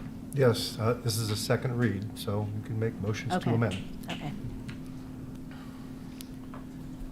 Well, I just wanted to, so as I look at that section, after 30 days, or whatever days, but after 30 days, superintendent shall make final recommendation list for consideration and approval of the board. So this would be an example of, I think, the implementation piece where whenever that clock starts and the number of days that are out there. So the information, as it's described here, doesn't have to be posted in a board agenda as information, but just promulgated in ways that are going to get out to everybody. At the conclusion of the 30 days or whatever the days are, we're then looking at when the next time is the time before our next meeting. Typically, we bring items for information, and then items at the subsequent meeting are there for action. So one of the areas I wanted to ask about was, given the awareness piece, when the list comes forward to the board for action and approval, will it come directly in as an action item at the next available meeting, or would it come as an information item and then following that an action item? So just a question about that process. I would say that we would need to do action if we're trying, as my perspective of trying to reduce barriers, get what the kids need in their hands quicker. That would just be an additional barrier. So that's my. I think it's fine to do it as an action item. I mean, there are always examples where we don't have. We have an example tonight on the agenda. Where we go straight to action. Well, So it wouldn't be out of the ordinary also. So I don't think. I definitely agree with that, Yeah. and I understand all of those historical And things. I just and wanted to make sure I was clear on and- it here at the meeting. And I think that could be a decision made each time, but I think the board probably, I mean, I think we've got probably a majority saying it can just come as an action item, but, you know, you can revisit that at the agenda setting meetings each time, but I think it's probably an okay thing to do, and not out of the ordinary. Do you need clarity on that? Like, do you need that built into the policy in order to have a clear, like? We bring action items forward like we did tonight. No, without I'm it asking necessarily Dr. being Miller. proposed. Like, what would help? It's just helpful to hear the shared understanding. Okay, that's all. shared understanding. Got it. That's just what I needed And to I'd hear. like to remind the board is that the agenda is a board function, so while Dr. Miller has input into it, the board, and especially our board leadership, as we discussed during our OOO batch policies, that's a function of leadership, according to the new policy that is likely to pass. This is the very reason I'm bringing it up. So I wanted to have an idea of that, because it'll be my recommendation, it comes forward as action, but ultimately it'll be decided at Nope. that meeting. I agree. In the same sort of area, my other question was just about if there is so the list goes out for 30 days. If there is a concern, it is unclear to whom that concern is directed, and then what the action items is in terms of, if it's going to me, I can communicate with the board. If it's going to somebody on the board, it's just how do we know where there are questions, or how are we going to address that, or what does that mean if someone has a question or concern for the list that ultimately comes forward? So that's what that's just something for the board I'm interested to hear. Well, you don't spoil the whole bunch with one apple, right? Bad apple. So what I'm saying is, as you go through this, you got to review. Something comes up, you take it aside and you have a conversation with it according to the policy. That doesn't stop the process from everything else. And I think the list could come forward, and if a board member has a concern and wants to remove a title from the full list, the title could be removed, and then the rest of the list voted on. But how does a community member engage in that process? Like, how would that I filter think down? like the community members have engaged, if there's a concern, they could email any board member, they could email Dr. Miller, they could engage that way to raise concerns. And then are we just going to remove it from the list? Or are we going to discuss it and remove it I from the think list? that would have to be in public, so the list is made public, and then the board meeting happens, and when it's an action item at a board meeting, that's when a board member would have to say, I make a motion to remove. Then I don't think we could vote because we can't, like if it's on You the could list. amend. No, you I could- think, Mr. Hoffman, we have a list of, say, 40 books, and there's one book that one board member says, I don't think this book is appropriate, and we have a discussion and we remove it, now we can't vote on that evening, correct? Because it wasn't in the agenda? No, Or if no? you've got the list on the agenda, a motion to amend would be. We could to amend and remove one book. Reduce that list, yes. And typically, that list is going to go on the agenda a couple days before, and so by that time, it's been up there for 30, you're going to know what should be or should be. So typically, the list that you get for the agenda should be a solid list. Yeah, but what I'm saying, say that with the list, there's one book that somebody doesn't like. we Which you just answered. Yes. Yeah. But then it would happen at the meeting, not before the meeting, for the agenda. That's what I'm wondering about the sunshine with that. Yes, I would agree with that. Okay. So then, is there an expectation that there would be a public, like if you are wanting to pull a resource, or pull a book, a text, would there be an expectation that we would express the concern? That would be up for discussion? I think any motion would be up for discussion, so if someone makes a motion and it's seconded, then there can be discussion. Okay, and then if,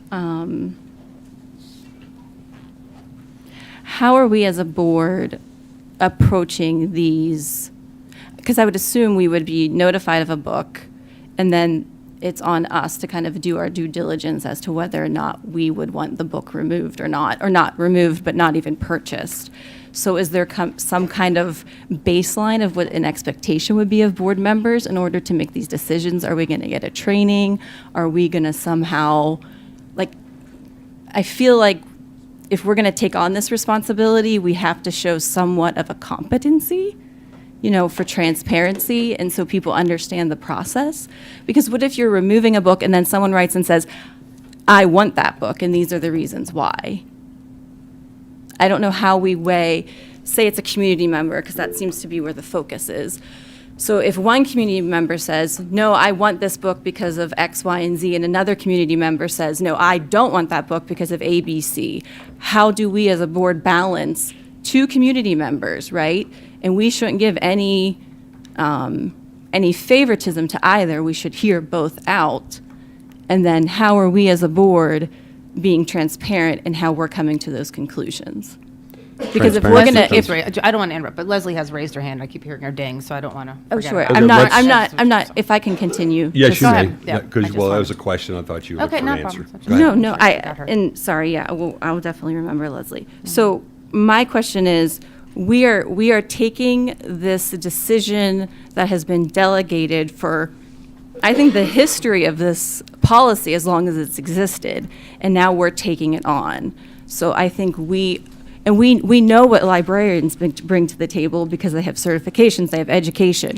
What do we bring to the table, and how can people trust what we're doing is transparent, is equitable to each individual community member that's bringing a concern, or say wants that resource? For example, if a community member donates a book and says, I feel like this is important to be in the library or to be in the school, and then another community member says, I feel like it'd be detrimental, how do we balance those two desires? Are you done? I'm done. Mrs. Miller? But Yeah. can we Can have I weigh in for just a second? Yes, Mrs. Miller, you may go. I guess I'm just talking to So, nothing. in my understanding or impression of this would be that if someone were to raise a question about a particular title, that then that title would be held up to the standard of the policy. So it couldn't just be that someone disliked the book, that it couldn't be on the list. I think it has to adhere, if it abides by the policy, then there can't be any further, question about it, but I don't think that it can be just a personal preference. You're saying for the, Of how it's written. so you're saying for the community member, they need to hold themselves to these standards. But this is a guideline, so that's faulty within itself. Because we've even said we want to include dog books, we want to include books that are for different and varied readers. So these are guidelines. And the reason why that they're guidelines is because we have professionals who are equipped and trained to do these things. We are not professionals who are equipped and trained to do these things, and that is where my question is. Yeah. How do we do that? So if a particular title is removed or is called into question, then it'll be brought before this board and there will be a discussion and there'll be a debate as to whether it stays in or not. And there'll be various opinions that'll be expressed across this board. And at the end of that, we're the elected officials of this community to be the voice of those who elected us. And at the end of the day, people will vote up or down on that particular title. And it's going to vary. I mean, to try and anticipate every set of circumstances that may occur is virtually impossible. So if there's a title on a list of books that somebody raises an objection to, then the responsibility is on that particular board member to convince the other 8 as to why that book should not be acquired. Ms. Fortier? Yes.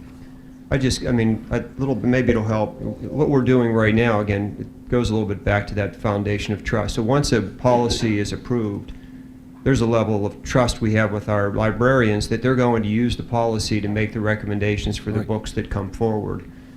Like right now, when we bring those informational lists to you, they work closely with their building administrator, so they're looking at current policy and making sure that those books are appropriate. And then we may push back a little bit when they come to us, and then eventually they come to the board for information. So I believe regardless of where we land with policy, our librarians are going to bring books that are appropriate for our kids. So that's the starting point. At that point, Dr. Miller, us, whoever is making the recommendation to put that list for the 30 days, we'll have confidence that they're the right books to put in front of the board and community. I think that's well said, Dr. Pasquinelli. Yeah, I agree with that, and I do appreciate that, but we have heard a lot that community members are going to weigh in, and they may have a different thought than a librarian or somebody here. So that is my question, is we come here on a Monday night, and Joe Cassidy says, my neighbor says, doesn't want this book on the list. I haven't read the book. I've already found out a few days before. We have no expectation, because we didn't have in our policy, that we have to read the book. So am I doing a Google search? Am I going on Common Sense Media? Like, is that how I'm making my decision? Like, that's where I'm struggling here. Like, I do believe our librarians will follow this policy. I do believe they will do a fantastic job. I think this is just a very, one-off situations, but it could happen. They could pop up. We could get, somebody in our community that says, hey, I don't think that book is appropriate for whatever reason it is. And like I said, then how am I making that decision when I find out 2 days before, even if it's, a few days before, now I have to get the book. Do I have to buy the book with my own money, or is the school going to provide however many copies for everybody? Like, that's where I think we haven't, that's why I don't think we've thought this whole policy through, but those are just some of my concerns. And I'd just like to note, too, that the conversation about, we can't go through every single element and this is going to be rare, then why is it in the policy? If it's rare and you don't anticipate it to happen, we have to measure the risk-cost ratio, right? The benefit of this policy and the certain aspects of it. And I feel like hearing what you're saying is saying to me that it doesn't need to be in here because it's going to be so rare, or we can't anticipate every single need, and then there's going to be all of these elements that are going to stop it to even get to that point. So why is it here? And if it needs to be there because we're just not going to budge on it, then I ask that we reduce the timeline. Okay, so I would ask, do you have an amendment that you're proposing? I was asking for input because the past 2 times that I've asked to make an amendment, I've gotten nowhere. So I'm just trying to find common ground of where there may be some appetite. And if you tell me there's none, then There's none. What? But if there's somewhere that we could get to where these kids, we're talking kindergartners, we're talking first graders, we're talking second graders, we're talking third graders, who can't get books, regardless if we think they should have them or not, it could take up to 90 days. 90 days. That's a lot. And 30 days is a lot, to be honest. Have you ever told a 7-year-old that you have to wait 30 days for anything? Yes, many times. Many, many times. Okay, but we're talking about books here. We're not talking candy, we're talking books. So your amendment? Sure, let's do that. Okay, so I'd like to make a motion to amend paragraph 2 under acquisitions to read, after the building principal's approval, the recommended list shall be provided to the board, announced to parents/guardians via the newsletter or other means reasonably expected to reach parents, guardians, and posted on the district's website. So that's my motion. I'll second So that. I was interrupted by the audience. Could and I you didn't repeat quite it, get- because could I you couldn't repeat hear that, it. please? Sure. Okay, so I make a motion to amend paragraph 2 under acquisition to read, after the building's principal's approval, the recommended list shall be provided to the board, announced to parents, guardians via the building newsletter or other means reasonably expected to reach parents and guardians, and posted on the district's website. The remaining language would be deleted. I'll second that. Okay, motion's been made and seconded for that. So that sounds like it's not trying to work together, but you are removing the board's input on that 30 days. So you are just extending the review period for this. So that's a little disingenuous, Ashley, because you say you want to work together, you want to lower the day, but you want to take out any opportunity for community members to raise concerns, or for board members to raise concerns, and for any review of books on the front end of this. So that's my opinion. This isn't Okay. an attempt to work together. I'd like to answer. Oh, go ahead. I'm pretty sure she asked your opinion, and you guys all stayed silent. Yeah, the other Well, two times we voted, nobody. can't give an the people opinion who till I voted hear an against it amendment. didn't speak. This When is you the put third. forward This an is All right, amendment, all I will right, give you an all right, opinion. all right. We have an amendment, we have an amendment on the floor right now. Mr. Moore said I'd like to respond. Yes, we have an amendment on the floor right now, and we've had a couple discussions. Let's keep it to individuals, and I believe, Mrs. Fortier, you can go ahead. The reason that I chose this motion, because I stated in the beginning that I had 3, is that this would be my preferred, and since no one engaged with me, I just went for my preference, because I want to be clear that I do not feel like this is necessary. I think that it is built on distrust, and I would love to have input as to what days would be tolerable, but it sounds like there are none, so I'm going back to my preference, which is none. And I would like to counter your point that we wouldn't have any oversight, because that is not in fact true, because it would come before the board like it has now. So you'd have opportunity prior. We get these agendas on a Wednesday or Thursday. You'd have opportunity to reach out, depending, and you could also pull it at that meeting in order to look at it more. So that's built in. No, you're removing the vote by the board, so there's no public discussion. No, I'm not. You're- Shall be provided to the board, just like it is now. Shall be provided. Right, like we have it Okay. in public meetings right now, but we don't. But you're removing the approval process from it. Yeah, what we have is an opportunity to see what we buy, but there's So I believe no it- formal removal of the vote. I believe at one meeting, Mr. Morissette had asked or inquired about a book that was on the list. So I believe that is still the ability. And I think that's a more collaborative way of approaching this, because you could reach out to the individuals that did make those choices and get more clarity.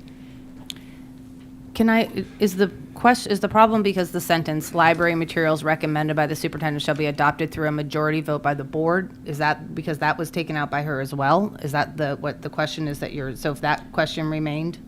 Oh, yeah. No, I won't. I still think 30 days is important, but I'm just saying it's disingenuous after those long speeches of trying to meet us in the middle and just change the day, make it shorter. But, oh yeah, by the way, I'm going to take out everything else and any board votes. Well, you can on amend this. it. You can amend it to a different number of days, or someone else can. I mean, many of you have been silent like on the this, that you 30. voted it I don't need no to all- amend every it. time and not really given an answer, except for 30 days isn't that long.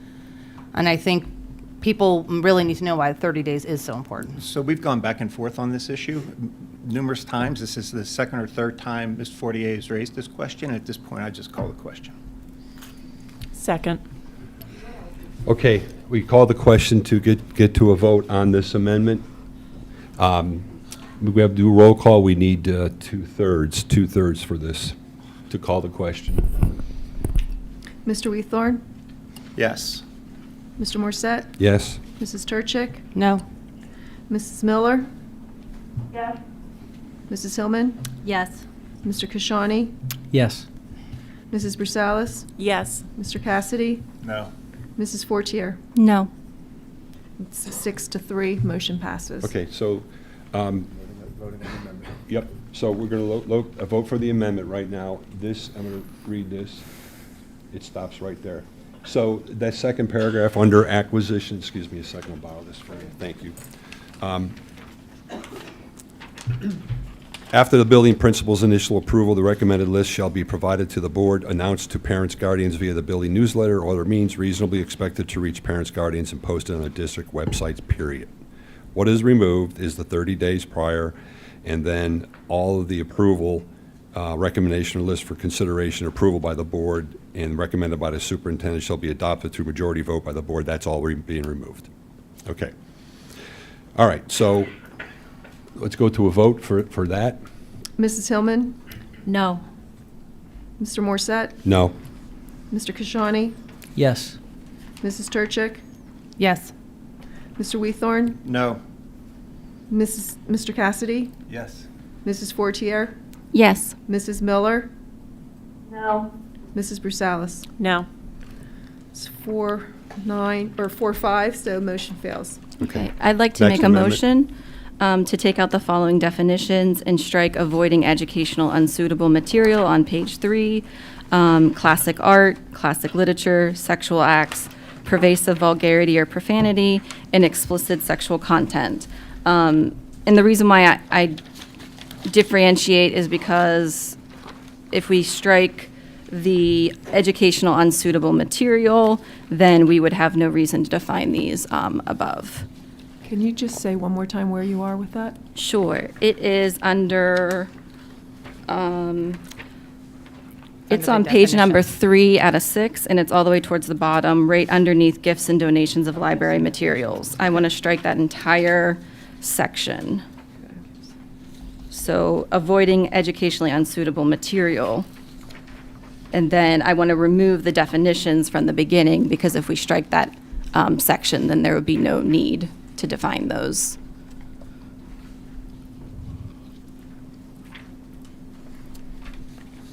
In the beginning of the,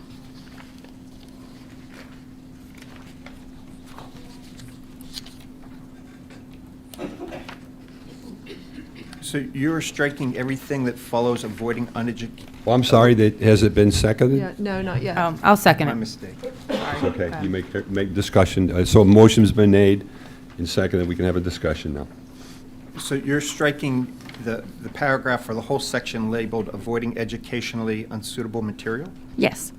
And then the definitions. And then the definitions, because they would no longer be needed if we struck it. Because that's the only portion of the policy that makes mentions of those definitions.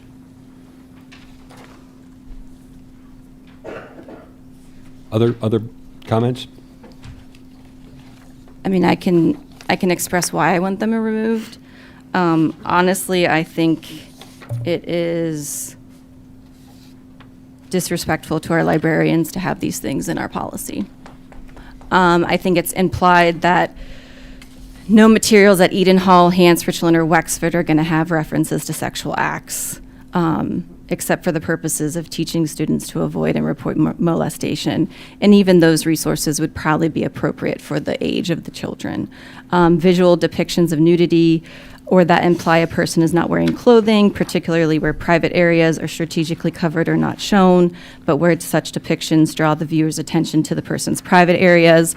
That was the struggle with Captain Underpants. That book character, which is a graphic novel, has a character that wears underpants and a cape. And so it's very unclear. You're saying, oh no, that wouldn't count. But if you read the policy, it would count. So I think taking out this section would allow for those books not to get caught up or ensnared in this policy. The policy still gives opportunity for parental review. It still gives opportunity for individuals to have a conversation, build a relationship with the librarian, with their building, with their teacher, in order to have a tailored fit for their student. But it doesn't impose on other students' rights and other parents' rights. In addition, if you look at the other areas which say no materials in school libraries except for classic art or classic literature shall be acquired that contain pervasive vulgarity or profanity, explicit sexual content, explicit science, or except science or health instruction. I think those terms are way too vague. I know that a student spoke to this earlier. You know, everyone's definition of what's appropriate, what's vulgar, what's explicit. Also classic art and classic literature. What's the difference if there's references to sexually explicit material if it was written in 1920 compared to 2020? That as well I don't understand, and therefore think it's unnecessary, because if we go back to our selection process, that's what would be followed. And so that if we're putting it in this policy that's what should be followed and put in for, then I feel like we need to trust the process, trust ourselves in the policy that we have in front of us, and also trust our librarians. Okay, thank you. Other comments? I just have I just want to clarify. For the definitions, is it all the definitions, or are we leaving library materials? Just the ones I stated. Just, okay, and then reconsiderers and weeding is still staying. So we're just getting rid of Yeah. classic art, classic literature. This is what your motion is. Explicit sexual content, pervasive vulgarity or profanity, or sexual acts. Okay, Mhm. those are the ones going. Okay, thank you. I just wanted clarification. Yeah. Other comments? Okay, so I want you, Mrs. Fortier, to read that again. Sure. And comments are done. I just want you to make that motion again, and then we'll vote, Okay. because it's a lot. I would like to make a motion to take out the following definitions and strike avoiding educational unsuitable material on page 3 from the policy. The definitions that would be struck would be classic art, classic literature, sexual acts, pervasive vulgarity or profanity, and explicit sexual content. Okay, good. Mrs. Williams, let's do a roll call vote on that, please. Okay. Mr. Kashani? Yes. Mr. Cassidy? Yes. Mr. Morset? No. Mrs. Turchick? Yes. Mrs. Miller? No? Mrs. Fortier? Yes. Mrs. Brusalis? No. Mrs. Hillman? No. Mr. Weethorn? No. That's 5-4, motion fails. I'd like to make a motion to better define the following terms. I'd like to better define reconsideration, which was brought up by Dr. P. and Dr. Miller as needing to be better defined as a process. It also may be a weak spot. I think if we are going to follow through on this policy, it should at least be able to stand up to implementation and not burdening our administration with giving them a policy that may be an undue burden or cause more resources. Are you making a motion, I point am. of order, or are you I'm having making a motion. discussion? Because I don't. Right. Do Oh, you have got it. specific language that you want to I propose will, for your motion? I will make the motion and then we can discuss. My apologies. So I'd like to better define the following terms: reconsideration, using the Arnsberg-Tucker version of sexual acts. Sure. Actually, I don't have that on me. One moment.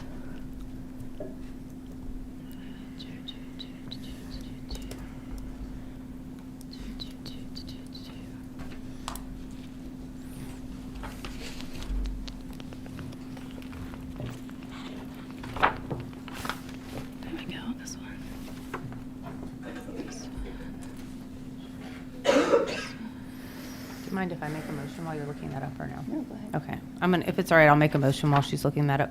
So I'd like to make the motion, make an amendment to, under interlibrary loan. Oh, hold on, I got a different one open. Hold on a second.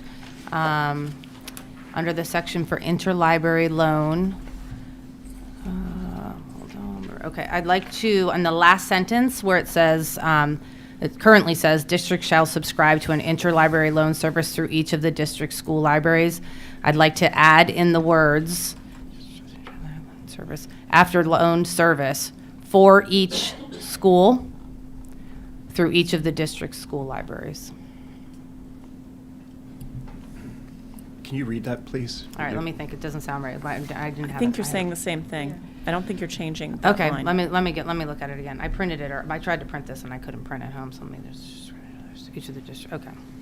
All right, never mind. I'll take that back for a second. Let me think. I found it if I can. Go ahead Okay, if you're ready. Got it, thanks. So I'd like to use the sexual act is defined as a physical act by one or more persons for the purpose of sexual stimulation or gratification. And then I'd also like to get rid of time period in classic art and literature, and either get rid of time period or define it specifically, because, So I think you got to make one Oh, amendment sorry. at a time. Yeah. Sure. Yeah, it's We can gonna do get- that. It'll get too confusing. okay, so let's start at the beginning. So I'd like to make a motion to better define reconsideration. We'll start there. You have to What- give the words. Right. Can I discuss it then? No, what would your language be? I want to discuss, well, this is a discussion item, so I can just discuss things, correct? No, so the Have way, specific, if we don't have specific language, we are just wasting this board's time. I understand, and that's what I was going to get to. What you want to do, if you want to change anything in the reconsideration of library materials, what is it that you want to change? and I you want to identify that. acknowledge that at the prior meetings, there was acknowledgement that reconsideration needed to be better defined and more as a process. I do not know how to do that. Therefore, I'd like the input of Then you the- do not have a motion. That's not a There's no motion. motion. So That's can we not a move But on? can it be a discussion? Because this is a discussion. No, can't it's, read your we're mind. looking for, right now, we're looking I told you to- what I wanted. You I should said I come wanted. prepared, Ashley, with your language, and then we have a discussion point. We don't have a discussion point if you don't have language.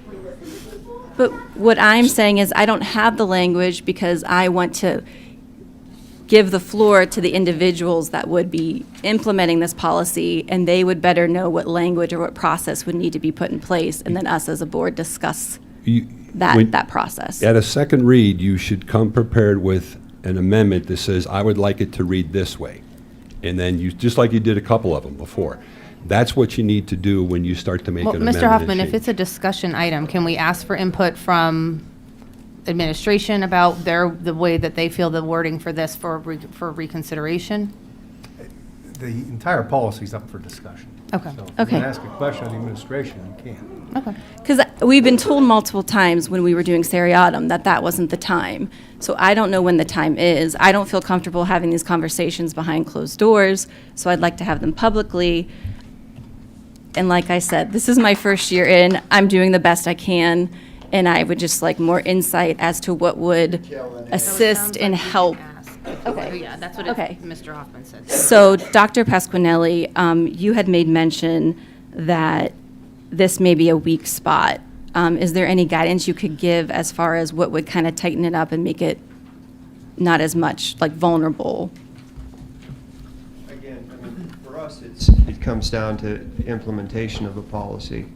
So it's a little challenging right here on the spot to say what that would be, because typically we have the guidelines of the policy to help us develop an AR, which are the implementation phase. So we're kind of in between as far as I'm concerned. So I'd want some time on what should the AR look like to align with what the policy is now, to see if we're even on the right track on how the board is thinking. So, I find it difficult to say exactly what that would be. The only thing that I would add, we have, or in alignment with community standards, I think that's very broad. At least pointing to the selection criteria would be helpful in that line. So if it's something that there is a concern about the content appropriateness or alignment with the selection criteria, that might be something that I can think That of. would offer some clarity, okay. So some of this is and will be hashed out in the AR. And I guess here, forgive me for being pragmatic, and I'm just going to speak very plainly. I have a feeling that there's nothing you can suggest that will pass tonight. So to save us time, and I appreciate your fighting for what you believe in. Now, if there's something that is fair, then let's talk about it. I have a feeling, though, we're just wasting time. Dr. Miller? Just with the reconsideration. So if this policy passes tonight and passes at the next meeting, immediately upon passing, it would be implemented. So questions about reconsideration, I think, are appropriate in the sense that we're going to be implementing it right away. What I took from the form needs to be tweaked, but really what I understand, the form is pretty basic. So all that really perhaps needs to change is the sequence of people on the back, removing some and adding others. So I think that's something that should be developed for the next meeting, assuming this passes tonight, then we would have that developed, someone would develop that for the next meeting so that we can see it, so that if someone wants to challenge something, they know what form to fill out. I shared in a prior meeting, I don't remember when it was, it feels like it's been a while, that while the policy that's here does not describe a committee, I clearly asked the board or made the statement that it does not expressly deny me or my designee from the ability to gather input from others. And so there was a number of head shaking yes to that when I brought it up the last time.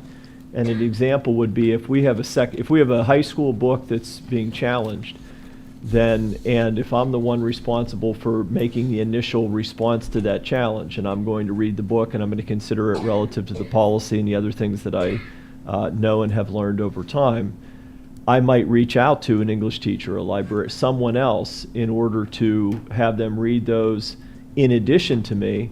They would not be making a recommendation or a decision, but they would be informing my thinking so that when I do make a decision, I feel like I have multiple viewpoints and the best ability to understand whatever's being challenged. So again, I bring that up because I did at some point, I don't remember when that was, and the board seemed to agree. That's fine. That's up to me to make that call in terms of getting other input. And I would concur that we did have that discussion, and that was the outcome, or at least what seemed to be where everyone was landing on that. And I would say that that's akin to also our decision making. You asked the question, Mrs. Turchick, how do we as individual board members? There's nothing describing how you do it, whether you enlist some help to, just like Dr. Miller, to get some feedback from others on whether a book is appropriate and aligns with criteria or not. In the same vein, we are empowered to use whatever tools we have to make that decision as well. So I just wanted to add that in. Dr. Miller, my expectation is that you would call upon other staff members or other resources to form your opinion to make that decision. I don't think anybody, and I think the way the policy is written, that it contemplates that. I'd like to call the question. Call the question. The call the question would be a vote to approve the second read. All right, Miss, we need 2/3 to... We need a second. Oh, we need a second on that. Second. I didn't make a motion. There was no amendment. Second. I think she got it. Mrs. Turchick? Yes. Mr. Kashani? Just to be clear, this is the call the question? Yes. Yes. Mr. Cassidy? Yes. Mr. Morset? Yes? Mrs. Brusalis? Yes. Mr. Wethorn? Yes. Mrs. Miller? Yes. Mrs. Hillman? Yes. Mrs. Fortier? No. Motion passes. Okay. So the motion on the table is to approve the second read of the library policy. It has been seconded before. We've gone through a discussion. We go to a vote, all right? We go to a vote and we do a roll call vote, please. Mr. Kashani? No. Mrs. Hillman? Yes. Mrs. Brusalis? Yes. Mr. Wheathorn? Yes. Mrs. Turchick? No. Mrs. Fortier? No. Mrs. Miller? Yes. Mr. Cassidy? No. Mr. Morset? Yes. It's 5-4, motion passes. Okay. Back to the agenda. Go ahead, it's your area. Item 6.02 is a discussion information item regarding resource evaluations. I'm going to hand this over to Doctors Justice and Pasquinelli. Okay. So thank you. We, as promised at our last board meeting, we talked about our resource review process. So we have continued to evaluate resources. On the 17th of February, our ELA teachers and social studies teachers evaluated second round. So again, we have the list of all the resources that are being evaluated this school year. This is going through the full resource evaluation process. And as we discussed in the past, what we want to do new this year is bring the top two. So what you see on the screen now are the top two resources for each of those courses listed here. We do have them available in either or hard copy or electronic format for all the board members. So in our admin conference room across the hall, most of the books are there in hard copy. You can take all or whatever ones you want. In admin content, you'll see hyperlinks to all of the resources, so you can see the online versions of the text. That'll give you between now and really when we're asking for your vote is in May to look at those resources, provide us any feedback. We're going to continue with our evaluation process. You can see the timeline, Sean, if you can scroll down, or scroll so we can see the timeline. So right there, if you pause there. So we're right here at the 24th. We're turning the top two resources over to our school board members, hard copy and or electronic. There's a lot of them, so let us know if you need some help, if you want to take a lot of the hard copies. But again, you have them in electronic format. That makes it a little bit easier to get at those resources. And then we have planned March 24th to 27th.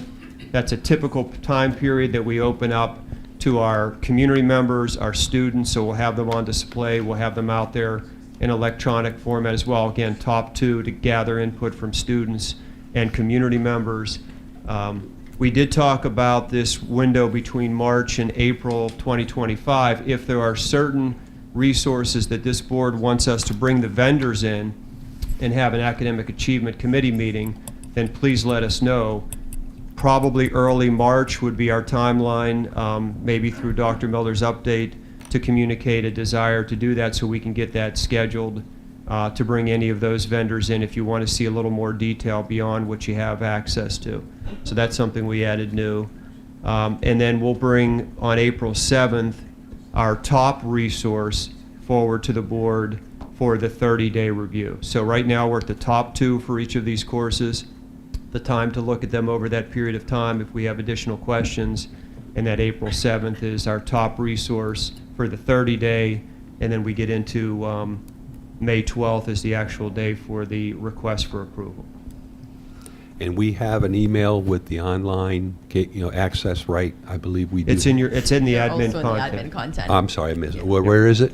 In the board agenda, in the In the admin board. content, Yeah. yeah, you got it. Very good. Okay, thank There you. are two books that we do not have online, but we do have hard copies of those. Those are over in the admin conference room. So I'm seeing Now that I see it. most of these are high school All but textbooks, grade all six. but the Yes. grade 6. So Correct. how do you want board members to give you feedback and to ask questions if they have any? Should we just email you, Dr. Pasquinelli, or should we do 6th grade with you, or I've how also do you been want to? assisting with ELA throughout Okay. the process, I'd so say I've been in both the of us, room. yeah. Yeah, if you Or could, ELA and if you could both. copy me, that'd be great. Okay. And thank you. the only thing I would add is sooner would be better. Right. Okay? Very good. That's it? Yes, Okay. that's it. All right, student services for Mrs. Miller. Because you're online, I'll go ahead and take this for you. That'd be great, thank you. Okay, so item 7.01 is an information item for board consideration at the March combined meeting. there will be a motion to approve the purchase of Spire at a cost of $17,851.14 as attached. Item 7.02, this there is any an information item. Wait. Oh, there's a question? No, I was just going to say, sorry. I'm sorry, I missed that. I just wanted, if I could quickly, I want to better understand the resource because I think it's great. Yeah, Spire. Absolutely. I noticed that it goes through grades 9 through 12, and I may be remembering. So specifically, our MTSS and our special education team, IDPR, looked over and recommended Spire. It's a research-based intervention, Tier 3, to support students K through 8 and flexible in terms of grades 9 through 12. It's research-based. It's really awesome. It's designed to support kids with reading difficulties, specifically dyslexia. Spire's it's an Orton-Gillingham approach, so it integrates phonological awareness as well as phonics, spelling, fluency, vocabulary, comprehension, and it's really systematic in terms of teacher-led lessons. So it's really scripted in terms of those teacher-led lessons. And really, when we looked at it as a team, it's 30 minutes in terms of delivery. So it's definitely in terms of delivery, that time is great. We looked at focusing on RAM time, academic support time, as well as goal progress support time. And really based on student needs that we would recommend students for this intervention. Now, I know some programs like Sunday or Ortham Gillingham, sometimes you have to start from the beginning and go all the way through. So if you catch a child in 7th grade and even into high school, it's kind of hard to catch them up. Would this be able to kind of be a little more flexible so you could kind of focus in on certain areas Right, and not it have is to certainly do. flexible, but it also, you test in, we would look at different test scores to see where kids would qualify in terms of the scripted intervention. Okay. Great, thank you. Anything else on the questions? Okay, sorry I missed that. All right, item 7.02 is an information item for board consideration at the combined March meeting. There will be a motion to approve the AIU Transition Memorandum of Understanding for 2025 as attached. Any questions? Okay. Moving on to item 7.03. This is an information item for board consideration at the March combined meeting. There will be a motion to accept, in accordance with Board Policy 702, gift grants and donations, with the sincere gratitude, the donation of a 14-inch viola from Ellen Fischel with an unknown value. Very nice. Okay, moving on to item 8, staff services, Mr. Weethorn. Item 8.01 is a motion to approve the PREA, PRESPA personnel and athletic, non-athletic supplements. Second. Motion has been made and seconded. Any discussion on this? With no discussion, we'll vote. All in favor? Yes. Yes. All opposed? Motion passes. Item 8.02 is an action discussion item. Motion to approve consultant agreements with Hutswit Consulting LLC and David William Johnson LLC to support administrative functions at Eden Hall Upper Elementary School during the spring 2025. Second? Is there a Well, it's a second? motion. Second. Okay, motion has been made and seconded. Any discussion on this? I mean, I did have a question. I don't know if it's appropriate to get an answer here regarding one of the consultants in the time period. One of the consultants is employed at a local university. So what is the time commitment? How are they going to balance both of those For sure. positions? Because it sounds like that the requirement will be to be here in person. That's not necessarily true, yeah. Correct, so I can speak to that. Mr. Huswood is employed at a university setting on a full-time basis. He will be lending his support on a part-time basis here. So conservatively, we're upwards of like 15 to 20 hours per week. Some of that may be in person at the building at Eden Hall Upper Elementary. Some of it he will be serving in the capacity to support IEP, GIEP meetings, and a lot of that can be done virtually. So serving as the LEA on the IEP meeting? Because typically our Because the meetings are administrators held have virtually. to sit in on all of those. So those meetings are held virtually for parents' convenience for the most part, and so being able to function in that capacity. And that's true when our administrators are here, are present as well. Other questions? Okay, so it's a motion to approve. It's been seconded. We'll vote. All in favor? Yes. Yes. Yes. All opposed? Motion passes. Okay, I thank do you. want to recognize, unless you were going to. Yeah, I was going- Dr. go ahead. Johnson is actually in the room in the back if you want to wave. So he's going to be with us in that capacity. Yeah. So, Yeah, thank you. just a quick comment for the community as well. We have 2 leaves that are short-term in nature in terms of the timing of them. Those are occurring during a PSSA testing administration time period in addition to the normal operations of Eden Hall. It is an active building with 1,100 students and all sorts of things that happen on a daily basis. We have information, again, the 2 individuals here are significantly qualified. So this is a positive for Pine-Richland School District. It's a positive for the staff at Eden Hall. It's a positive for the students. They are like having pinch hitters who are, off the all-star roster to be able to support what's happening. So we appreciate the support of the board, but more importantly, it's really good for continuity. Both of them know Pine-Richland well and Eden Hall well. So this is really helpful in supporting the building, Mr. Rose, and everything else. Thank you. Item 8.03 is a motion to approve a second reading of policy 823 opiate antagonist as attached. Second. Motion has been made and seconded. Any discussion on this item? With no discussion, we'll go to a vote. All in favor? Yes. Yes. All opposed? Motion passes. Item 8.04 is an action discussion item. Motion to approve the staff attendance and application of Dr. Dave Christophic, middle school principal, and Nicole Barizo, middle school assistant principal, to attend the National Schools to Watch Conference in Washington, D.C.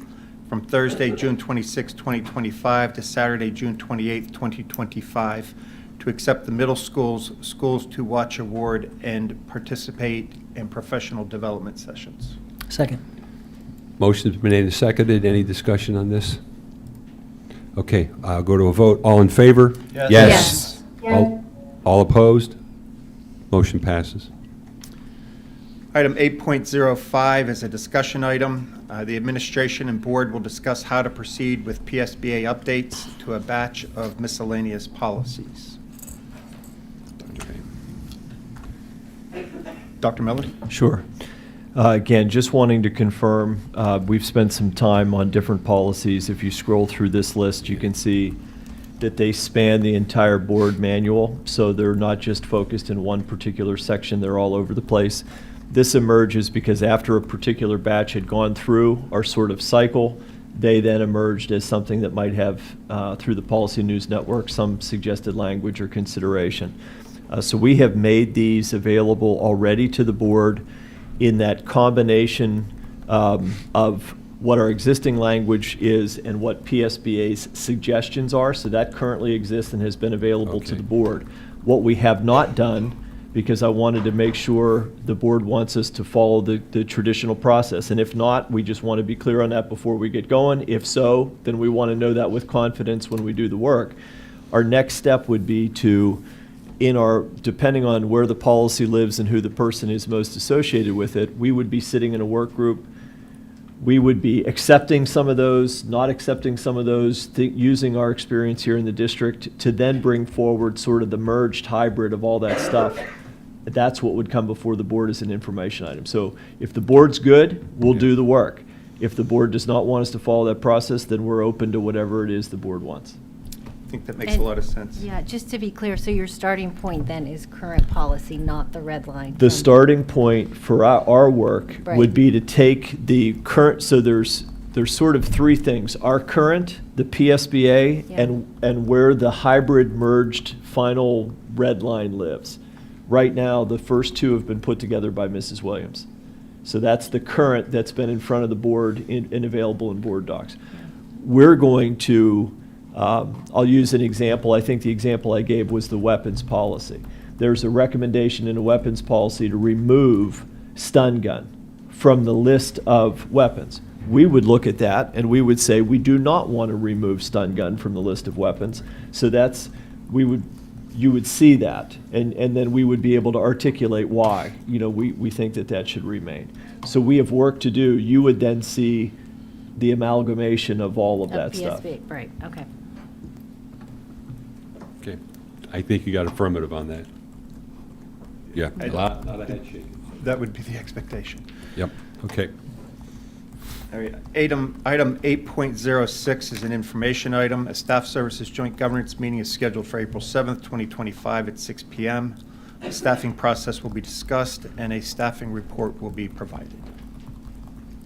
Okay, thank you. Moving on to item 9, operational services, Mrs. Turchik. Yes. Item 9.01 is an information item for board consideration at the March combined meeting. Motion to approve a food service management agreement with Chartwells with a guaranteed financial return of $200,000 for the fiscal year 2025-26 as attached. Okay.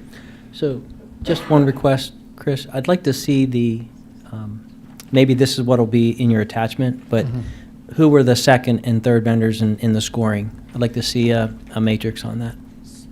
Yeah, that's no problem, and I can give a brief summary. As we know, Sodexo has been a valued partner of the district for 39 years. Every 5 years, the district has to go out to a bid process, the receive proposals, and we do have to minimum reach out to five food service management companies. We began that process back in, I believe, in September. And at that point, when you select whatever vendor you select, you can automatically renew annually for up to 5 years. So we were in that time frame in that process. So we had to create a PDE guided scorecard within that, where parts of the major points of that, it was added up to 100 points.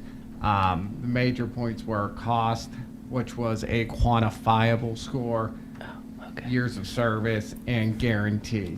Chartwells had the lowest cost for the program and the highest guarantee out of the 5 food vendors that did participate with proposals.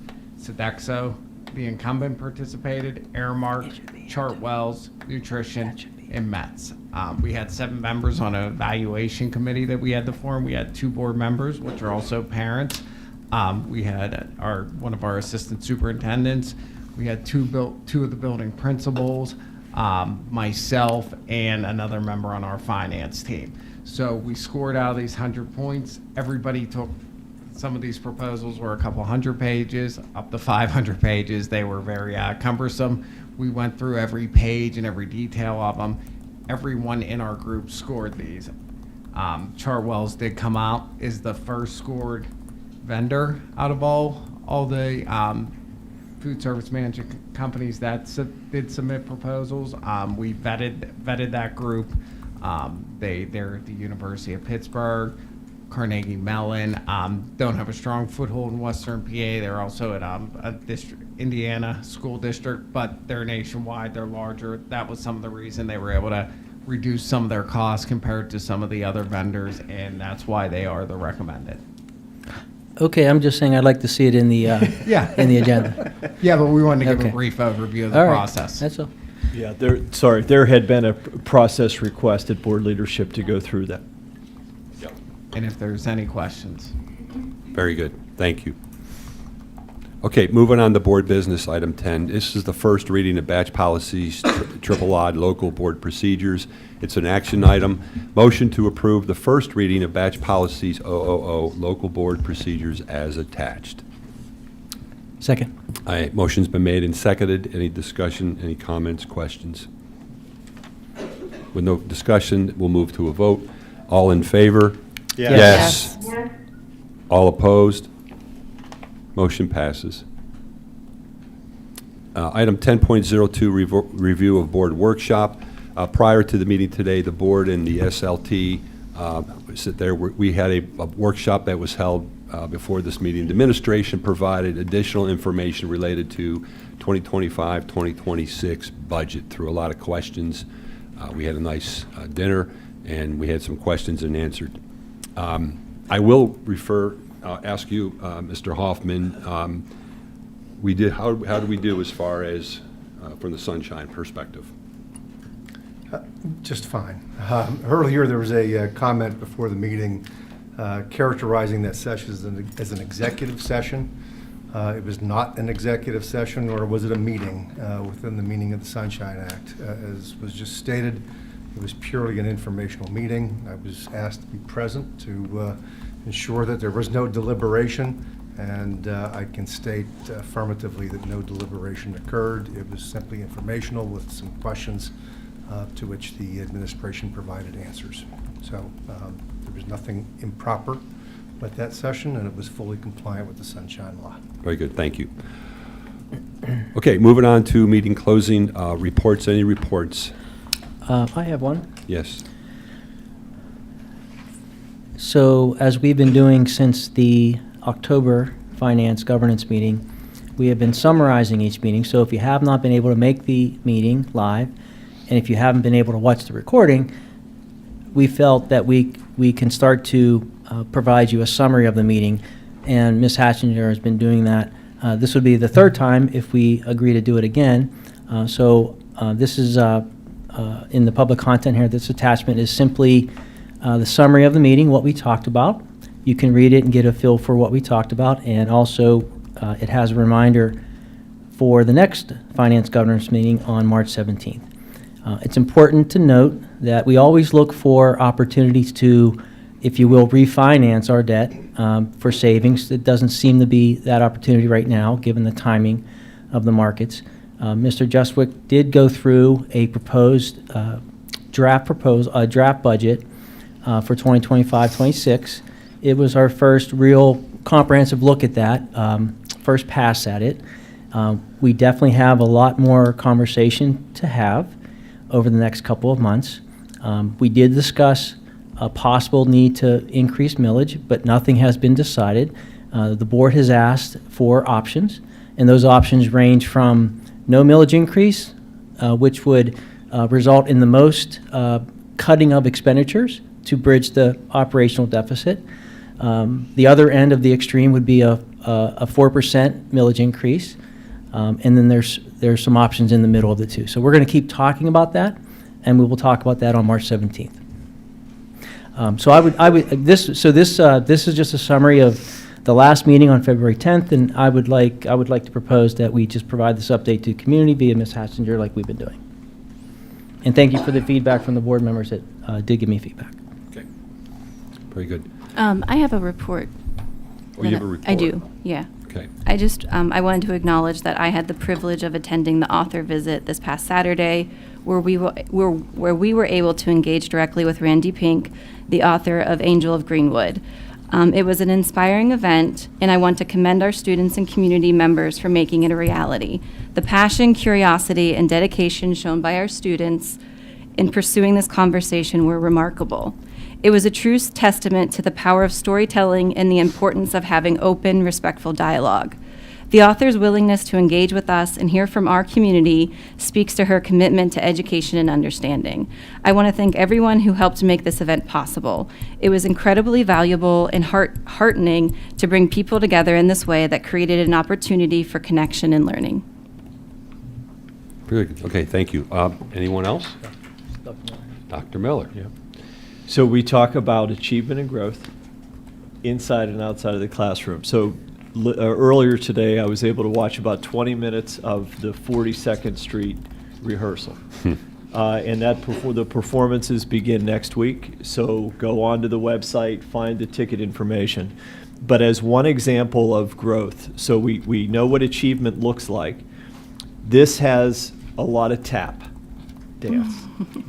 If I understood Mrs. Morrissey correctly, 4 of our students had prior tap experience. But in the 20 minutes that I watched, dozens and dozens of students were engaged in tap.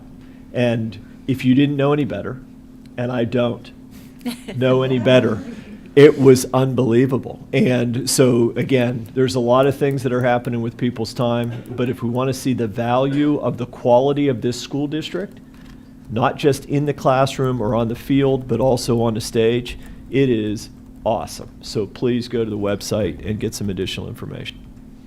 Yeah, very good. Look forward to it. Thank you. Anyone else?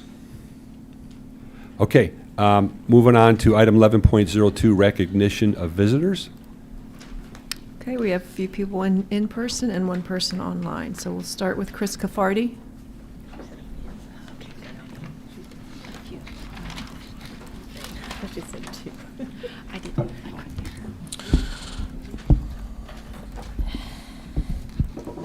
I'm Chris Caffardi. I live at 10 Lang Court. I have a current sophomore at the high school and a 2019 graduate. I'm proud of both of my kids. I'm going to add to the chorus calling your behavior shameful. I'm not sure that you're capable of shame at this point. I wish that you were, for our children's sake. I'd like to really thank Mark for the work he's done regarding the budget and finances and calling attention to that since last year. I think it's a really important issue.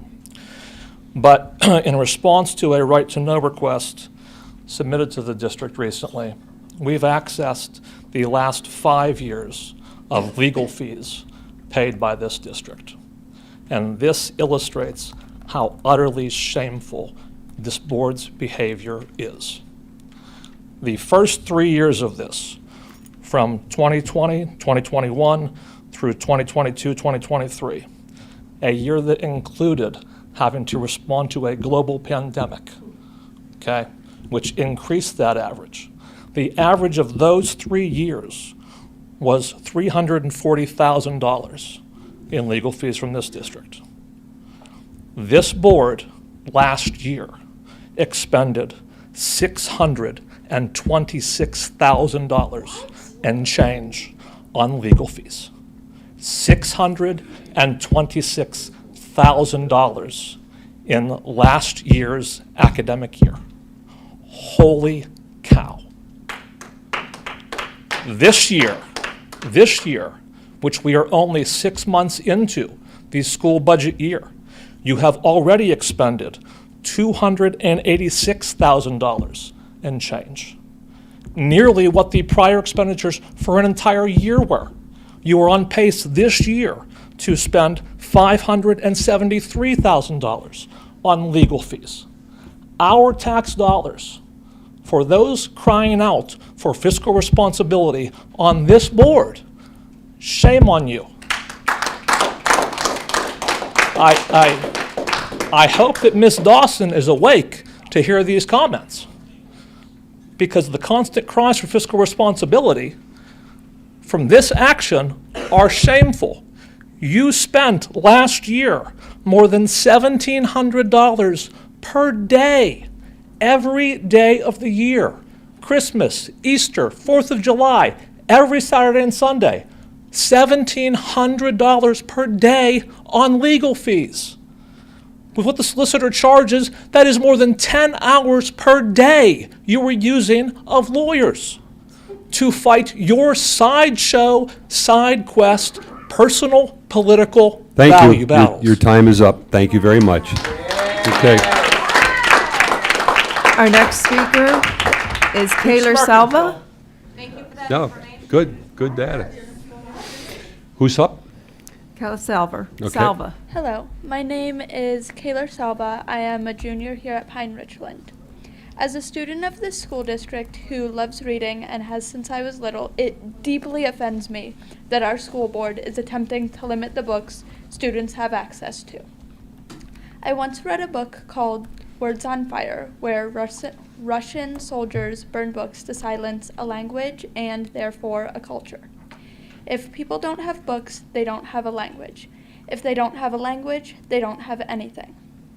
I know one of my friends teases me for reacting out loud to a book while I'm reading it, which I will admit is a little silly of me. But it's not just words on paper to me and anyone that calls themselves a reader. It's a story that has characters that become the friends and family of the reader. The bad things that happen to the characters are as if those bad things happen to the reader's friends and family. Bad things that happen to characters in the pages of a book happen in real life as well. By banning books where bad things happen, whether this is real or just perceived that way, you don't stop the bad things from happening in real life. I understand wanting to protect your child from topics that you deem inappropriate, but you can't decide what's appropriate for other people's children. It's impossible to keep your kid shielded from everything you want them to be safe from, whether that's real or imagined threats. If you don't want your kid to read about something, taking books on that topic out of the school library isn't going to stop them. Do you keep tabs on what your child does on their phone, laptop, and other devices? It's more than likely that they're accessing stuff on their devices you don't want them to, much more than from any books from the school. Leave the books alone because the only kids you're protecting aren't even yours. You can't judge a book by just part of it, just like the saying goes, you can't judge a book by its cover. Taking decidedly explicit excerpts from books and saying that the books should be banned based on a small portion that is taken out of context is ridiculous. Emphasizing only these parts of a book is an entirely unfair judgment.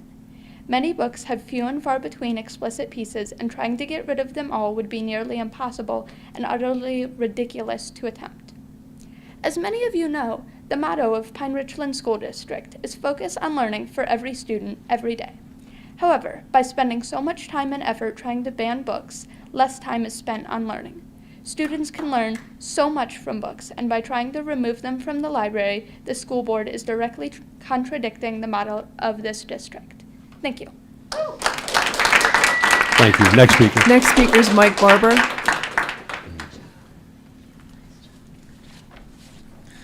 What's up, everybody? Nice to be back. I missed you guys. Dr. Miller, thank you for always showing up. No district is perfect, but you're always willing to work. I saw you at the author showcase. Dr. P was there. Staff was there.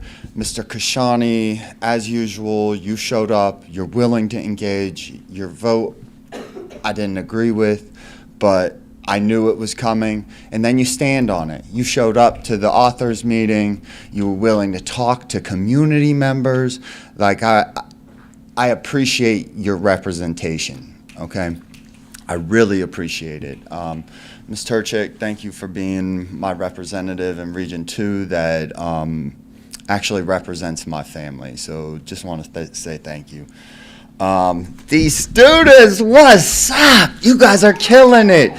That's one thing that I do want to say thank you to this board. You have shown me how amazing our older students are. I kick it with a bunch of the elementary students through PTO and volunteer work.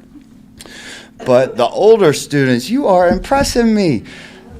The speeches that you guys repeatedly give, yet are stonewalled by this board majority, yet you still show up. I can't even imagine being a high school student coming to a school board meeting repeatedly for hours, yet you show up, speak out, willing to engage. Admirable. That's all I can say. Your speech tonight was beautiful. Yes, thank you. Hooking it up with all the books for all of the students at the author meet and greet. Like, give Netta, like, that's what I'm talking about. The initiative to reach out to a corporation. That's the type of confidence and ability that our teachers and education community is instilling and creating. So, again, Mr. Kashani, I don't agree with a lot of your not a lot, because I agree with a lot of your votes. But there are some votes where we don't see eye to eye, but we're able to engage. And you're always willing to hear different perspectives of how to improve our community and our education. Thank you. Thank you to all the board members in their own little ways. Next speaker is Ann Myers.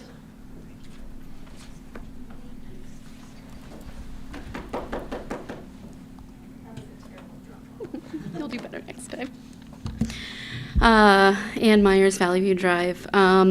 So I want to speak on some of the things that happened during the meeting today. One of them, I continue to be disappointed in the large majority of you. I really hoped for better. I just don't understand why, Mrs. Rusalis and Mr. Wheathorn specifically, react and respond to Ashley with such disdain and disrespect. It's abhorrent, and it is not at all professional. So I'd love to see an improvement in that next time. And Mr. Wheathorn, I want to speak to what you said about the 30 days. There's going to be a debate. The board majority. Will the board majority still continue to just shut everything down they don't agree with, or anything they don't want to take the time to understand, which is what you did to Ashley tonight? She has repeatedly gone unheard, which is why she had 18 things on her list to talk about, because you wouldn't let her talk about them before. Moving on from that, I actually want to say, Dr. Justice, I am really excited about the Sustainable Leadership Club bringing back the Earth Day event. I went last year with my daughter, and she loved it. I loved it, and I am really excited to see what you bring this year. And I think for now, that's all I have to say. Thank you. Next speaker is Jennifer Buse.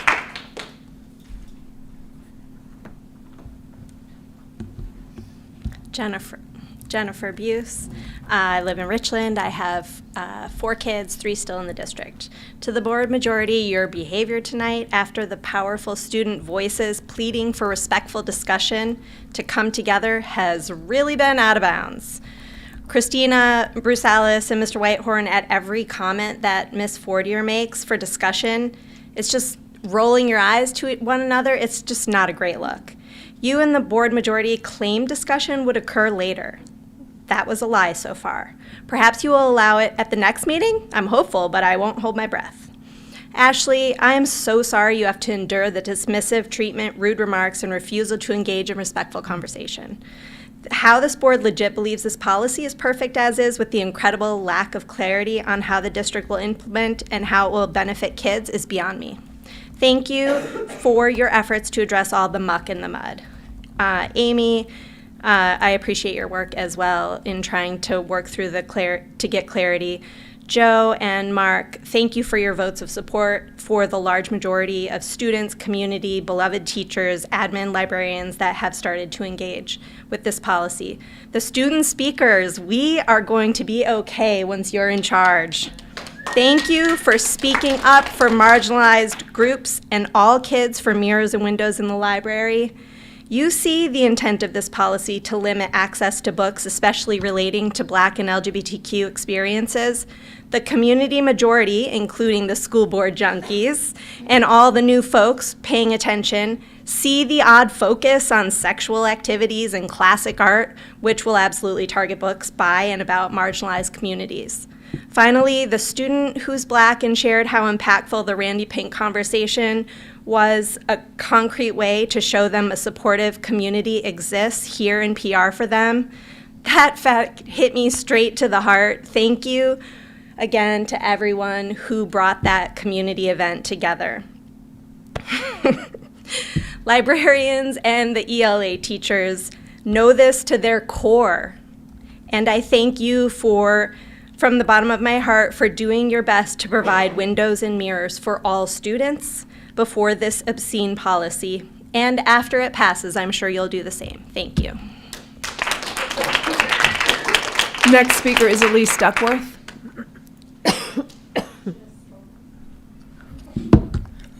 Hi, my name is Elise Duckworth. I'm back. I'm sorry. I know everyone wants to go home. Well, I'd like to start with Dr. Miller. I'm really appreciative of your kind words about our musical. You came at a really unfortunate time today, so we were all so embarrassed, but I hope you'll like it by showtime when it's ready. I would also like to express my deep pride in both Kaylor and Netta. You guys gave really amazing speeches, and even if the board disagrees with them in a sense, I think it's admirable that students do this, so that can be recognized even if you don't agree with their ideals in a sense. And then I just want to reiterate some of the points made tonight that speak to me. Both me and my close friend, Netta, and Kaylor highlighted the importance of middle ground. We as high school students have found understanding even in the things we disagree with. We wonder if the board has the ability to do this as well. As young students, we seek role models that represent the things we grew up learning: kindness, empathy, and understanding. After listening to Netta's speech, it really brought into perspective for me maturity levels. If you look up the most mature individuals on the internet, this is what will come up. Those who demonstrate a consistent ability to take responsibility for their actions, manage their emotions effectively, show empathy towards others, make thoughtful decisions, adapt to challenging situations, and continuously learn and grow, often prioritizing the needs of others over their own personal desires. As you can all go into the third reading of the policy, I ask you to consider the kind of person you want to be, how you want to be remembered by history. I urge you all not only to participate in conversation, but also foster it. By being on the board, you've agreed to have democratic conversation and to find a way to make everyone feel represented and heard. Please remember that before you are school board members, you are humans, and practice empathy and kindness shouldn't feel like such an obligation. Remember the people you represent and the young minds you have the ability to change. After this meeting, do you feel like you are doing a proper job at this? Thanks again for the board members who talked to me and the other students, and have a great night. Thank you. Our last speaker is online, Bree Bear. That's the last one? Yes.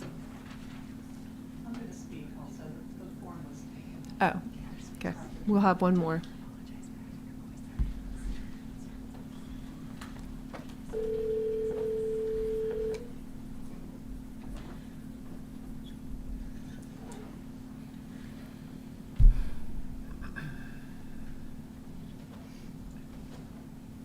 Hello? Hello? Hi, you're on with the board. Yep. All right, Bree Bear, Richmond Road. Okay, folks, since we're operating a world of fantasy here, where you're acting like policing every book in our district, it's feasible, desirable, and within your purview as school directors, let's keep this going. Please include language in how you intend to keep my precious children away from dangerous books that other students may be bringing into our schools. If, for example, I don't want my children to lay eyes on the Bible while they're attending their public school, how is this group here going to guarantee my parental rights will not be violated? Will we be instituting bag searches, full body pat-downs? I don't want to hear any students sneaking a Bible into Eden Hall from Lifewise across the street. As a parent, I demand you ensure that my children will never lay eyes on the Bible while on school property, even if a child brings it from home. It's clearly within my parental rights to make such a reasonable demand, even if enforcing it is impossible or infringes on the rights of other students. This is a precedent that you're setting. Please tell me that you understand that. The community deserves transparency. It's something you supposedly cared about when running. We're tired of hearing, well, legally we can do this. That is not justification for your actions. It would be refreshing if any of you actually listened to Ms. Fortier's concern instead of obnoxiously ignoring everything she says. The claims that she should be more prepared are laughable. She is the only one that is consistently showing she actually understands the implications of this disastrous policy and appreciates the logistical nightmare this policy is guaranteed to bring to our district. You act like she's wasting everyone's time by raising these questions. She wouldn't have to raise these questions if any of you opened your mouth to explain. However, let's remember this policy was created in the dark, eerily similar to the disastrous and costly failed policy of the Central Bucks School District that appeared for a reading supposedly written by Mr. Whitethorn. She's asking the questions because you refuse to explain anything. Why the insistence on 30 days? If this policy is not to be an obstruction, that's a major issue. However, when brought for discussion, it was met with absolute silence. And then, when forced to present it as an amendment to have discussed, Ms. Brusalis had the gall to act like she was being disingenuous by stating she wanted to compromise. It's enough to make someone's head explode if they're paying attention. Are you that obtuse that you truly don't see what's going on? Or are you that facetious that you feel forcing her to make an amendment is somehow then catching her in some gotcha moment when all she clearly, openly, and desperately is trying to do is have an open discussion? Our community deserves to see this discussed. You clearly do not feel the same. How commendable that you agree that Dr. Miller is allowed to discuss challenge books with other educational experts. However, Ms. Brusalis, please make note of the glaring difference he stated that he, as an educational professional, would read the book and then engage in conversation with other experts. This does not equate to the board making a dump vote with no requirement that you've read the book or engaged in any sort of thoughtful discussion. You making this comparison is laughable. Quickly, I'd like to express my profound appreciation for our administration, Drs. Miller, Justice, and Pasquinelli. Thank you. You impressed me week after week with your preparation and composure under pressure as you were repeatedly put on the spot and disrespected by this majority. Your time is up. Thank you. Every day. We see you and appreciate Your time is up. Thank you. Last speaker is Amy Cafardi. Hello, Amy Cafardi, 10 Lang Court. Just to finish up on what my husband was talking about regarding legal fees. So the average right now for this current year of $1,571 for every single day of the week. That, I really also hope that Teresa's still awake, because that would buy more than 12 Chromebooks a day, more than 4,000 a year Chromebooks in just what we're paying legal fees to further the inefficiency of these board charades. And you all should know that. You're protecting taxpayer dollars, aren't we? Isn't that what we're concerned with? So if you're protecting taxpayer dollars, I would love to know why you have more than doubled the average that this community pays in legal fees during your tenure on the board. On top of that, this is before you've been sued, which we all know is coming as you railroad this book policy. I listened to hours upon hours of meetings under the seriatim nonsense where we're told, don't worry, you'll have plenty of time to discuss this after our seriatim charade is over, right, Christina? Except for the fact that when Ashley tries to discuss it, oh no, discussion is disrespectful. How dare you lie to the community while you spend our money like it's water? That's ridiculous. Also, I would just like to put on the record, anyone who wants to take a picture of the legal bills, the letter, you're welcome. That's what's called transparency. I'll stay later so they can do that. On top of that, Christina, I hope you reply to my email where I asked you to explain this 30 days. What is the process for a community member to object to a book? Because I heard Mike Weethorn say, all I have to do is send an anonymous email to a board member saying that I have a concern about any book on the list. For any reason, any concern. It doesn't need to fall under this policy. I just need to be concerned. Maybe the author's last name starts with an H. Oh no. And that will trigger an open board discussion. You said it tonight. And so I will be expecting that when your policy passes. I will expect an open discussion about every single book on that list because I have a concern about every single one. My concern is that you all are going to scratch it off. Thank you. Is that it? Okay, we'll move to adjournment 12:01. The board will meet in executive session following tonight's meeting to discuss a personnel matter related to bargaining unit. Okay, the meeting is adjourned. Thank you.